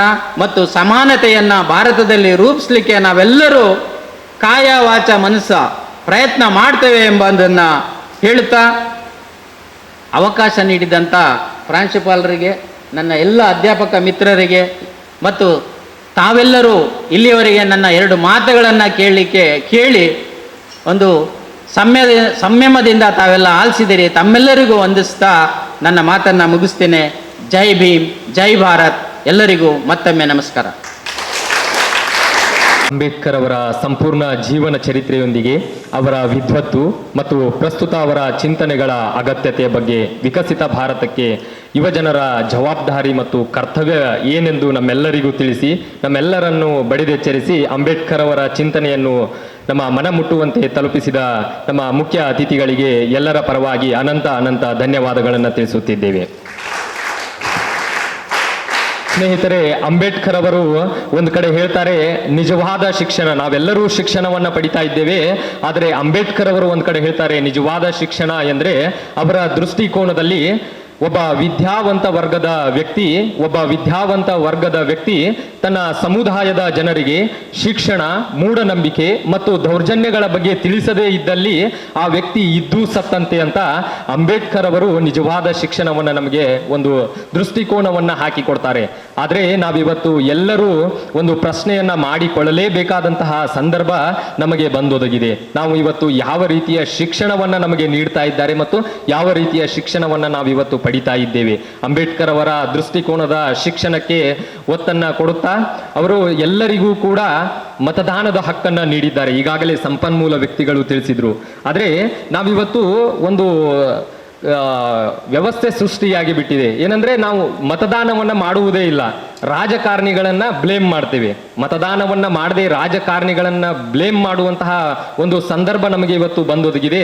ಆದರೆ ಅಂಬೇಡ್ಕರ್ ಅವರು ನಮಗೆ ಮತದಾನವನ್ನ ನೀಡಿದಾಗ ಒಂದು ವಾಕ್ಯವನ್ನ ಹೇಳ್ತಾರೆ, ಮತದಾನದ ಹಕ್ಕನ್ನು ನಮ್ಮೆಲ್ಲರಿಗೂ ನೀಡಿ ಅವರು ಹೇಳುವಂತಹ ಒಂದು ವಾಕ್ಯ, ಖಂಡಿತವಾಗಿಯೂ ನಮ್ಮ ದೇಶ ಭ್ರಷ್ಟವಾಗುವುದು ರಾಜಕಾರಣಿಗಳಿಂದಲ್ಲ, ನಮ್ಮ ದೇಶ ಭ್ರಷ್ಟವಾಗಿರುವುದು ರಾಜಕಾರಣಿಗಳಿಂದಲ್ಲ, ಯಾವಾಗ ಮತದಾರರು ಭ್ರಷ್ಟರಾಗ್ತಾರೋ ಆಗ ದೇಶ ಭ್ರಷ್ಟ ಆಗ್ತದೆ ಅಂತ ಹೇಳಿ ಡಾಕ್ಟರ್ BR ಅಂಬೇಡ್ಕರ್ ಅವರು ನಮ್ಮ ವಿದ್ಯಾರ್ಥಿ ಯುವಜನಕ್ಕೆ ಒಂದು ಸಂದೇಶವನ್ನ ನೀಡ್ತಾರೆ. ಸ್ನೇಹಿತರೆಗಳನ್ನ ನಾವೆಲ್ಲರೂ ಅಳವಡಿಸಿಕೊಳ್ಳೋಣ ಎಂದು ತಿಳಿಸುತ್ತಾ, ಇದೀಗ ನಮ್ಮ ವಿದ್ಯಾ ದೇಗುಲದ ಅಡಿಗಲ್ಲಾಗಿ ನಿಂತಿರುವ ಅಚಲ ನಿಷ್ಠೆ ಮತ್ತು ನಿರಂತರ ಕಾರ್ಯಪಾಲನೆಯೊಂದಿಗೆ ಸರಳತೆಯಲ್ಲಿ ಶಿಸ್ತಿನ ಪಾಠವನ್ನು ಕಲಿಸುತ್ತಾ ಕಾಲೇಜಿನ ಪ್ರತಿಯೊಂದು ಯಶಸ್ಸಿಗೆ ಆಧಾರ ಸ್ತಂಭವಾಗಿರುವ ಕಾರ್ಯಕ್ರಮದ ಅಧ್ಯಕ್ಷೀಯ ಸ್ಥಾನವನ್ನು ಅಲಂಕರಿಸಿರುವ ನಮ್ಮ ಹೆಮ್ಮೆಯ ಗೌರವಾನ್ವಿತ ಪ್ರಾಂಶುಪಾಲರಾದ ಪ್ರೊಫೆಸರ್ ಗಣಪತಿ ಗೌಡ ಎಸ್ ಇವರು ಅಧ್ಯಕ್ಷೀಯ ನುಡಿಗಳನ್ನಾಡಬೇಕಾಗಿ ವಿನಂತಿಸಿಕೊಳ್ಳುತ್ತಿದ್ದೇನೆ. ವಿಶ್ವವಿದ್ಯಾನಿಲಯ ಕಾಲೇಜಿನಲ್ಲಿ ಇವತ್ತು ಆಚರಿಸ್ತಾ ಇರತಕ್ಕಂಥ ಡಾಕ್ಟರ್ BR ಅಂಬೇಡ್ಕರ್ ಅವರ 135ನೇ ಜನ್ಮ ಶತಾಬ್ದಿಯ ಒಂದು ಈ ಸಂದರ್ಭದಲ್ಲಿ ನಮ್ಮ ಕರೆಗೆ ಓಗೊಟ್ಟು ವಿಶೇಷ ಆಹ್ವಾನಿತರಾಗಿ ಬಂದು ವಿಶೇಷ ಉಪನ್ಯಾಸವನ್ನು ನೀಡುವುದರ ಮೂಲಕ ಒಂದು ರೀತಿಯಲ್ಲಿ ಅನೇಕ ವಿಷಯಗಳನ್ನು ವಿಕಸಿತ ಭಾರತದೊಂದಿಗೆ ಜೋಡಿಸುವುದರ ಮೂಲಕವಾಗಿ ಮಹತ್ತರವಾಗಿರ್ತಕ್ಕಂಥ ಸಂದೇಶವನ್ನು ನೀಡಿರತಕ್ಕಂಥ ನಮ್ಮೆಲ್ಲರ ನೆಚ್ಚಿನ ವಿಶ್ವವಿದ್ಯಾಲಯ SC/ST ಸೆಲ್ಲಿನ ಫ್ಯಾಕಲ್ಟಿ ಅಡ್ವೈಸರ್ ಆಗಿರ್ತಕ್ಕಂಥವ್ರು, ಮತ್ತು ನಾನು ಅವರನ್ನು ನೋಡಿದಾಗ ಬಹುಶಃ ಒಂದು ವಿದ್ಯಾರ್ಥಿಗಳಿಗೆ ಅವರಿಗೆ ಸಿಗಬೇಕಾದಂಥ ಹಕ್ಕಿನ ಪ್ರಶ್ನೆ ಬಂದಾಗ, ಅವರಿಗೆ ಸಿಗಬೇಕಾದಂಥ ಸವಲತ್ತಿನ ಪ್ರಶ್ನೆ ಬಂದಾಗ ಅದನ್ನು ಯಾಕೆ ಕೊಡುವುದಿಲ್ಲ ಅನ್ನುವಂಥದ್ದನ್ನು ನೇರವಾಗಿ ಅಧಿಕಾರಿಗಳೊಂದಿಗೆ ಕೇಳಬಲ್ಲಂಥ ಒಂದು ವ್ಯಕ್ತಿತ್ವ ಇರತಕ್ಕಂಥವ್ರು ನರಸಿಂಹಯ್ಯ ಅವರು. ಸೊ ಹಾಗಾಗಿ ಅವರು ಇವತ್ತು ನಮ್ಮೊಂದಿಗಿದ್ದಾರೆ. ನರಸಿಂಹಯ್ಯ ಸರ್ ಅವರೇ, ಈ ಒಂದು ಕಾರ್ಯಕ್ರಮವನ್ನು ಆಯೋಜಿಸಲಿಕ್ಕೆ ಅದರ ಸಂಘಟಕರಾಗಿ ನಮ್ಮ ಆತ್ಮೀಯರು ಆಗಿರ್ತಕ್ಕಂಥ ಪ್ರೊಫೆಸರ್ ರಾಮಕೃಷ್ಣ ಸರ್ ಅವರೇ, ಈ ಕಾರ್ಯಕ್ರಮವನ್ನು ಆಯೋಜಿಸಬೇಕು ಅಂತ ಹೇಳಿದಾಗ ಕಳೆದ ಸಾಲಿನಿಂದ ಅದರ ಜವಾಬ್ದಾರಿಯನ್ನು ಡಾಕ್ಟರ್ ವನಜ ಮೇಡಮ್ ಅವರಿಗೆ ನೀಡಿರ್ತಕ್ಕಂಥದ್ದು. ಡಾಕ್ಟರ್ ವನಜ ಮೇಡಮ್ ಅವರು ಈ ಕಾರ್ಯಕ್ರಮವನ್ನು ಆಯೋಜಿಸುವಾಗ ಬಹಳ ಅಚ್ಚುಕಟ್ಟುತನದಿಂದ, ಯಾಕೆಂದರೆ ಒಂದು ಕೊಟ್ಟ ಜವಾಬ್ದಾರಿಯನ್ನು ಅದರ ತುದಿ ಮುಟ್ಟಿಸುವವರೆಗೆ ಪಟ್ಟು ಬಿಡದೆ ಕಾರ್ಯನಿರ್ವಹಿಸುವಂಥ ಒಂದು ವ್ಯಕ್ತಿತ್ವ ವನಜ ಮೇಡಮ್ ಅವ್ರದ್ದು. ಆ ಕಾರಣಕ್ಕಾಗಿ ಅದನ್ನು ಬಹಳ ನೀಟಾಗಿ ಕಳೆದ ಸಾಲನ್ನು ಕೂಡ ಅದನ್ನು ಚೆನ್ನಾಗಿ ಮಾಡ್ಕೊಂಡು ಬಂದು ಈ ಸಾಲನ್ನು ಕೂಡ ಅದಕ್ಕೆ ಒಂದು ಹೊಸ ರೂಪವನ್ನು ಕೊಡುವುದರ ಮೂಲಕ ಇನ್ನಷ್ಟು ನಮ್ಮ NCC NSS ಅನ್ನೆಲ್ಲ ಸೇರಿಸಿಕೊಂಡು ಒಂದು ಅಚ್ಚುಕಟ್ಟಾದ ಕಾರ್ಯಕ್ರಮವನ್ನು ಮಾಡುವುದರ ಮೂಲಕವಾಗಿ ಅವರು ಇವತ್ತು ನಮ್ಮೊಂದಿಗೆ ಈ ಕಾರ್ಯಕ್ರಮದ ಯಶಸ್ಸಿಗೆ ಸಹಕರಿಸಿದ್ದಾರೆ. ಡಾಕ್ಟರ್ ವನಜ ಮೇಡಮ್ ಅವರೇ, ಈ ಒಂದು ಕಾರ್ಯಕ್ರಮದಲ್ಲಿ ನಮ್ಮ ಜೊತೆ ಇರತಕ್ಕಂಥ ಇತಿಹಾಸ ವಿಭಾಗದ ಮುಖ್ಯಸ್ಥರು ಹಾಗೂ ಸ್ನೇಹಿತರು ಆಗಿರ್ತಕ್ಕಂಥ ಮೇಜರ್ ಡಾಕ್ಟರ್ ಜಯರಾಜೇಂದ್ರವರೇ, ಅದೇ ರೀತಿ ಲೆಫ್ಟಿನೆಂಟ್ ಡಾಕ್ಟರ್ ಯತೀಶ್ ಕುಮಾರ್ ಅವರೇ, ಅದೇ ರೀತಿ NSSನ ಯೋಜನಾಧಿಕಾರಿ ಆಗಿರ್ತಕ್ಕಂಥ ಡಾಕ್ಟರ್ ಸುರೇಶ್ ಅವರೇ, ಹಿರಿಯ ಅಧ್ಯಾಪಕ ವೃಂದದವರೇ, ಅಧ್ಯಾಪಕೇತರ ವೃಂದದವರೇ, ಆತ್ಮೀಯ ವಿದ್ಯಾರ್ಥಿ ಮಿತ್ರರೇ, ಬಾಬಾ ಸಾಹೇಬ್ ಅಂಬೇಡ್ಕರ್ ಅಂತ ಹೇಳಿದ ತಕ್ಷಣ ನಮಗೆ ಬರುವಂಥದ್ದು, ನಮ್ಮ ಕಣ್ಣ ಮುಂದೆ ಬಂದಿರತಕ್ಕಂಥದ್ದು ಶೋಷಿತ ವರ್ಗದಿಂದ ಪುಟಿದೆದ್ದು ಬಂದು ಸಮಾಜಕ್ಕೆ ಒಂದು ಸಂದೇಶವನ್ನು ನೀಡುವುದರ ಮೂಲಕವಾಗಿ ಸಮಾಜವನ್ನು ಮೇಲಕ್ಕೆ ಎತ್ತುವಂಥ ಎಲ್ಲ ಪ್ರಯತ್ನವನ್ನು ಮಾಡಿರ್ತಕ್ಕಂಥ ವ್ಯಕ್ತಿತ್ವದಲ್ಲಿ ಅಂಬೇಡ್ಕರ್ ವ್ಯಕ್ತಿತ್ವ ಒಂದು ಪ್ರಮುಖವಾಗಿರ್ತಕ್ಕಂಥ ವ್ಯಕ್ತಿತ್ವ ಆಗಿರ್ತಕ್ಕಂಥದ್ದು. ಸರ್ ಈಗಾಗಲೇ ಹೇಳಿರುವ ವಿಚಾರಗಳನ್ನೆಲ್ಲ ಗಮನಿಸಿ ಅವರು ಯಾವ ಕ್ಷೇತ್ರವನ್ನು ಕೂಡ ಬಿಟ್ಟಿಲ್ಲ. ಅಂಬೇಡ್ಕರ್ ಅವರ ಒಂದು ಎಲ್ಲ ಚಿಂತನೆಗಳು ಅವರು ತಾವು ಇಟ್ಟ ಅಡಿಯಲ್ಲಿ ಏನನ್ನ ಸಾಧಿಸಬೇಕು ಅಂತ ಇದ್ರು ಅನ್ನುವಂಥದ್ದನ್ನು ಮನಮುಟ್ಟು ಹಾಗೆ ನಮಗೆ ವಿವರಿಸಿ ಕೊಟ್ಟಿರ್ತಕ್ಕಂಥದ್ದು. ಬರೀ ಶಿಕ್ಷಿತರಾಗಿರೋಷ್ಟೇ ಸಾಕಾಗೋದಿಲ್ಲ, ವಿದ್ಯಾಭ್ಯಾಸ ಅಷ್ಟೇ ಸಾಕಾಗೋದಿಲ್ಲ, ಜೊತೆಗೆ ನೀವು ಸಂಘಟಿತರಾಗಬೇಕು ಅನ್ನುವಂಥ ಸಂದೇಶವನ್ನು ಕೊಟ್ಟು ಸಂಘಟನೆ ಇಡೀ ಒಂದು ಆ ಶೋಷಿತ ವರ್ಗವನ್ನು ಮೇಲೆತ್ತುವಂಥ ಸಂದರ್ಭದಲ್ಲಿ ಒಗ್ಗಟ್ಟಾಗಿ ಹೋರಾಡುವುದರ ಮೂಲಕವಾಗಿ ನಾವು ನಮ್ಮದನ್ನು ಸಾಧಿಸಿಕೊಳ್ಳೋದಕ್ಕೋಸ್ಕರ ಹೇಗೆ ಅವಶ್ಯ ಅನ್ನುವಂಥದ್ದನ್ನು ಅವರು ಮನದಟ್ಟು ಮಾಡಿಕೊಟ್ರು. ಅಷ್ಟೇ ಅಲ್ಲ, ಆ ಸಂಘಟನೆಯ ಮೂಲಕ ನೀವು ಹೋರಾಟವನ್ನು ರೂಪಿಸಿಕೊಳ್ಳಿ. ಬಹುಶಃ ಎಷ್ಟು ಮಾರ್ಮಿಕವಾಗಿರ್ತಕ್ಕಂಥ ಮಾತುಗಳು. ನಿಮಗೆ ಶಿಕ್ಷಣ ಬೇಕು, ಬರೀ ಮೌಢ್ಯಕ್ಕೆ ದಾಸರಾಗಿರಬೇಡಿ. 135 ವರ್ಷಗಳ ಹಿಂದಿನ ಮಾತು. ಮೌಢ್ಯಕ್ಕೆ ದಾಸರಾಗಿರುವಾಗ ನೀವು ಶಿಕ್ಷಣವನ್ನು ಪಡೆದುಕೊಳ್ಳಿ. ಶಿಕ್ಷಣ ಪಡೆದುಕೊಂಡ ತಕ್ಷಣ ಅಷ್ಟಕ್ಕೆ ನೀವು ಸೀಮಿತರಾಗಬೇಡಿ. ಜಾಬ್ ಸಿಕ್ತು ಅಂತ ಹೇಳಿ ಹ್ಯಾಪಿ ಆಗಿರಬೇಡಿ. ನಿಮ್ಮ ಸಂಗಡ ಇರ್ತಕ್ಕಂಥವ್ರನ್ನ, ನಮ್ಮ ಉಳಿದಂಥವರನ್ನ ಮೇಲೆತ್ತುವಂಥ ಕೆಲಸವನ್ನು ಮಾಡಿ, ಸಂಘಟಿತರಾಗಿ. ಸೊ ಜೊತೆಗೆ ನೀವು ಆ ಹೋರಾಟದ ಪ್ರವೃತ್ತಿಯನ್ನು ಮುಂದುವರಿಸಿ ಅನ್ನುವಂಥ ಮಾತನ್ನ ಹೇಳಿಕೊಟ್ರು. ಅಷ್ಟೇ ಅಲ್ಲ, ನೀವು ಶಿಕ್ಷಣ ಯಾಕೆ ಪಡಿಬೇಕು ಅನ್ನುವಂಥದ್ದನ್ನು ಹೇಳಿದ್ರು. ಆತ್ಮಗೌರವವನ್ನು ಕಳ್ಕೊಂಡು ಬಿಟ್ಟಿದ್ವಿ ನಾವು. ಸುಮಾರು 200 ವರ್ಷಗಳ ಕಾಲ ಬ್ರಿಟಿಷರ ಒತ್ತಡದಿಂದ, ಬ್ರಿಟಿಷರ ದಬ್ಬಾಳಿಕೆಯಿಂದ ನಾವು ಒಂದು ರೀತಿಯ ಸಂಕೋಲೆಯಲ್ಲಿ ಸಿಕ್ಬಿಟ್ಟಿದ್ದೀವಿ. ನಮಗೆ ಬಿಡುಗಡೆ ಅನ್ನುವಂಥದ್ದೇ ಗೊತ್ತಿಲ್ಲ. ನಮ್ಮ ನೇಚರ್ ಎಷ್ಟರ ಮಟ್ಟಿಗೆ ಆಗಿದೆ ಅಂತ ಹೇಳಿದ್ರೆ, ಬ್ರಿಟಿಷರು ಹೇಳಿದ್ದನ್ನು ಕೇಳುವುದರ ಮಟ್ಟಿಗೆ ಆಗಿರ್ತಕ್ಕಂಥದ್ದು, ಬ್ರಿಟಿಷ್ ಹೇಳುವಂಥದ್ದೇ ನಾವು ಒಪ್ಕೊಳ್ಳುವಂಥದ್ದು. ಆದುದರಿಂದ ನೀವು ಆ ಅಜ್ಞಾನದಿಂದ ಹೊರಗೆ ಬನ್ನಿ. ನೀವು ಮುಖ್ಯವಾಗಿ ಶಿಕ್ಷಣ ಪಡೆದುಕೊಳ್ಳುವುದರ ಮೂಲಕ ನಿಮ್ಮ ಆತ್ಮಗೌರವವನ್ನು ಹೆಚ್ಚಿಸಿಕೊಳ್ಳಿ ಅನ್ನುವಂಥ ಮಾತನ್ನು ಹೇಳ್ತಕ್ಕಂಥದ್ದು. ಆ ಒಂದು ಮೌಢ್ಯದ ಸಂಕೋಲೆಯಿಂದ ಬಿಡುಗಡೆಯಾಗಿ ಬನ್ನಿ ಅನ್ನುವಂಥ ಮಾತನ್ನು ಅಂಬೇಡ್ಕರ್ ಅವರು ಹೇಳಿರ್ತಕ್ಕಂಥದ್ದು. ಸೊ ಈ ಸಂದೇಶಗಳ ಜೊತೆಗೆ ಅವರು ಕೊಟ್ಟಿರ್ತಕ್ಕಂಥದ್ದು, ನಿಮಗೆ ಸಮಾಜದಲ್ಲಿ ಒಂದು ಸ್ಥಾನ ಬೇಕು. ಸರ್ ಹೇಳಿರ್ತಕ್ಕಂಥದ್ದು ಆತ್ಮಗೌರವ. ಪ್ರತಿಯೊಬ್ಬರಿಗೂ ಕೂಡ ತಮ್ಮದೇ ಆಗಿರ್ತಕ್ಕಂಥ ಆತ್ಮಗೌರವ ಇರ್ತವೆ. ಯಾರು ಕೂಡ ಅವರು ತಮ್ಮ ಆತ್ಮಗೌರವಕ್ಕೆ ತೊಂದರೆ ಆದಂಥ ಸಂದರ್ಭದಲ್ಲಿ, ಧಕ್ಕೆ ಆದಂಥ ಸಂದರ್ಭದಲ್ಲಿ ಅವನು ಬಹಳ ನೊಂದುಕೊಳ್ಳುವಂಥದ್ದಿರುತ್ತೆ ಅದಕ್ಕೆ, ಅಥವಾ ಪ್ರತಿಭಟಿಸುವಂಥದ್ದಿರುತ್ತೆ. ಆದರೆ ನಮ್ಮಲ್ಲಿ ಅನೇಕರು ಪ್ರತಿಭಟಿಸುವುದಕ್ಕಿಂತ ನೊಂದುಕೊಳ್ಳುವಂಥದ್ದೇ ಜಾಸ್ತಿ. ಆದರೆ ಅಂಬೇಡ್ಕರ್ ಅವರು ಎಂಥ ಸನ್ನಿವೇಶಗಳು ಬಂದರೂ ಕೂಡ ಅದನ್ನು ಬಹಳಷ್ಟು ಆಳವಾಗಿ ಅದರ ಆ ಇಡೀ ಮಾನವ ಸಂಕುಲವನ್ನು ಆಧಾರವಾಗಿಟ್ಟುಕೊಂಡು ಎಂತಹ ಸಂಕೋಲೆಗಳು, ಎಂಥ ಸಂಕಷ್ಟಗಳು ಮನುಷ್ಯರು ಅನುಭವಿಸ್ತಾ ಇದ್ದಾರೆ ಅನ್ನುವಂಥದ್ದನ್ನು ತಿಳ್ಕೊಂಡು ಏನು ಮಾಡಿದ್ರು, ಅದರಿಂದ ಹೊರಗೆ ಬರಲಿಕ್ಕೆ ಎಲ್ಲ ಸಂದೇಶಗಳನ್ನು ನೋಡ್ತಾರೆ.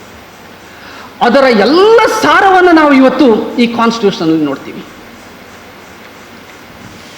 ಪ್ರಜಾಪ್ರಭುತ್ವದ ಹಕ್ಕನ್ನೇ ಕೊಡುವುದರ ಜೊತೆಗೆ ಆ ಪ್ರಜಾಪ್ರಭುತ್ವ ವ್ಯವಸ್ಥೆ ಹೇಗಿರಬೇಕು ಅನ್ನುವಂಥದ್ದನ್ನು ಬಹಳ ಅಚ್ಚುಕಟ್ಟಾಗಿ ರೂಪಿಸಿಕೊಡುವುದರ ಜೊತೆಗೆ ಅದಕ್ಕೊಂದು ಸಂವಿಧಾನವನ್ನು ರೂಪಿಸಿಕೊಡುವುದರ ಮೂಲಕ ನೀವು ನಿಮ್ಮ ಹಕ್ಕನ್ನು ಈ ಮೂಲಕ ಪಡೆದುಕೊಳ್ಳಿ ಅನ್ನುವಂಥದ್ದಕ್ಕೆ ಒಂದು ಏನು ಭದ್ರವಾಗಿರ್ತಕ್ಕಂಥ ಬುನಾದಿಯನ್ನು ಹಾಕಿಕೊಟ್ರು.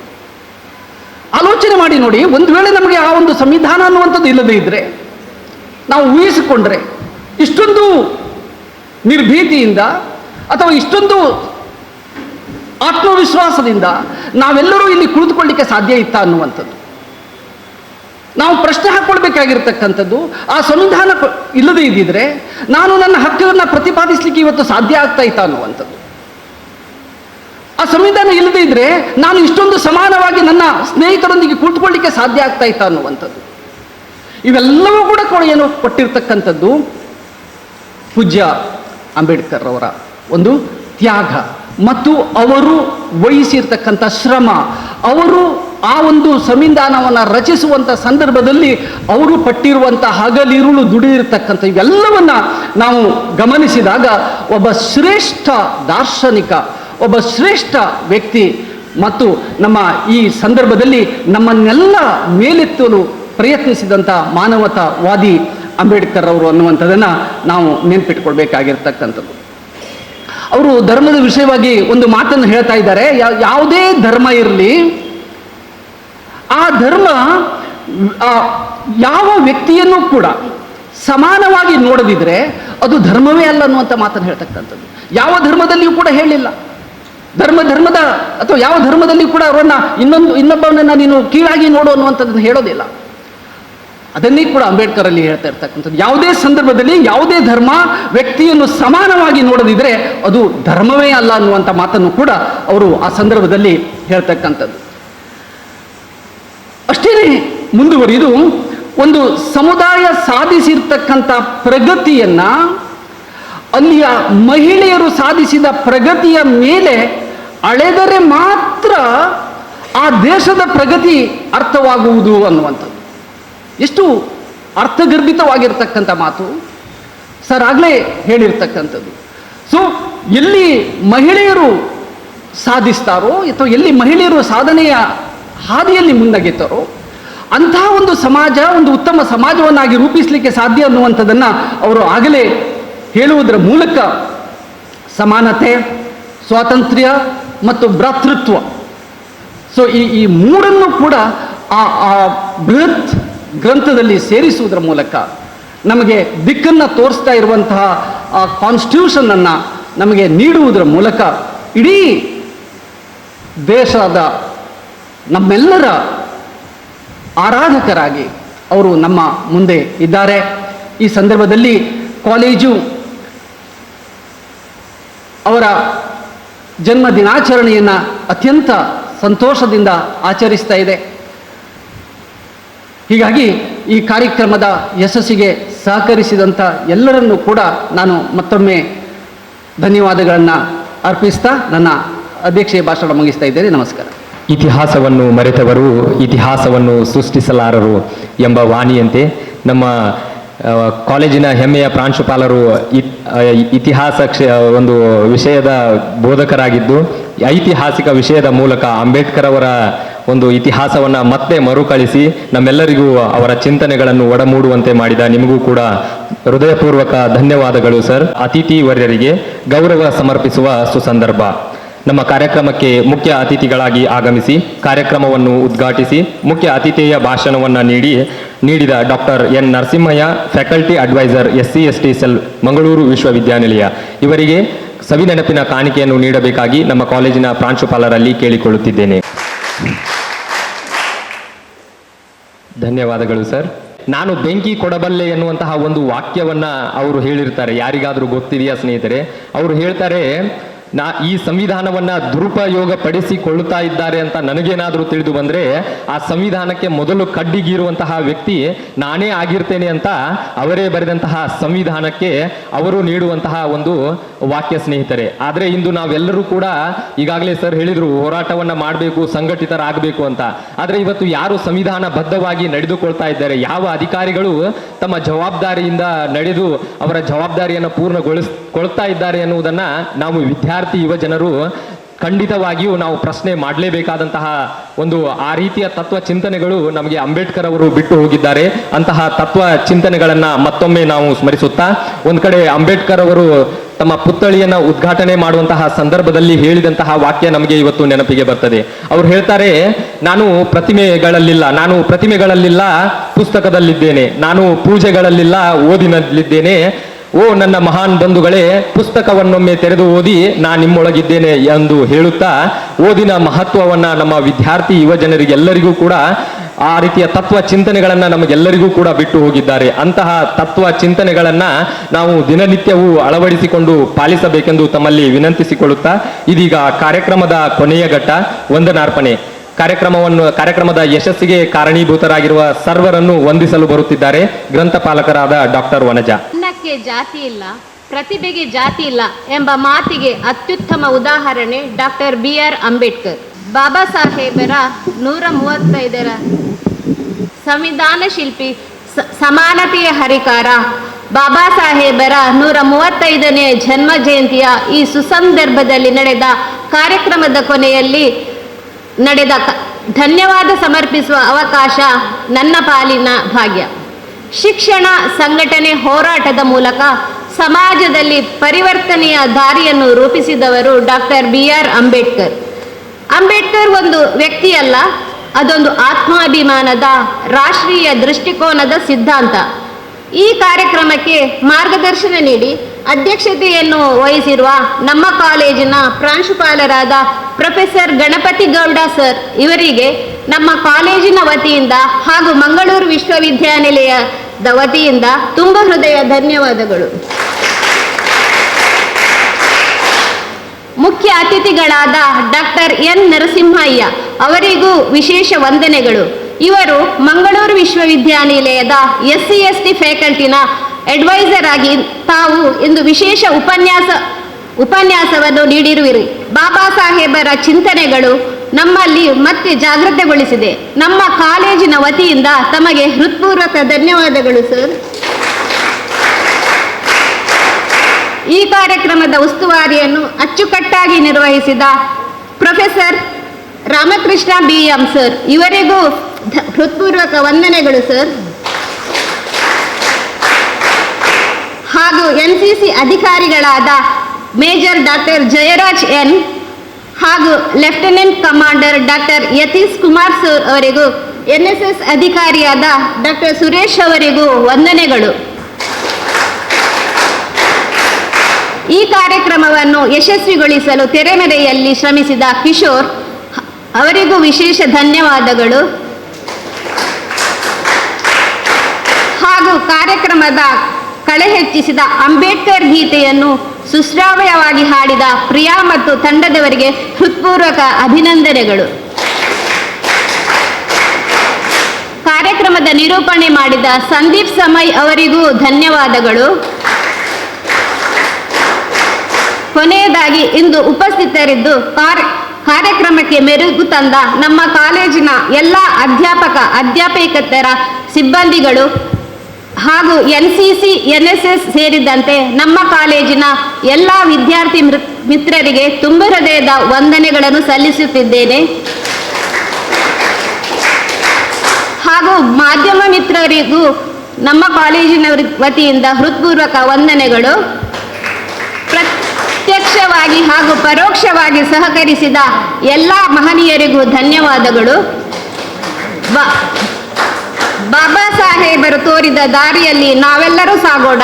ಜೈ ಭೀಮ್, ಜೈ ಸಂವಿಧಾನ್, ಜೈ ಭಾರತ್.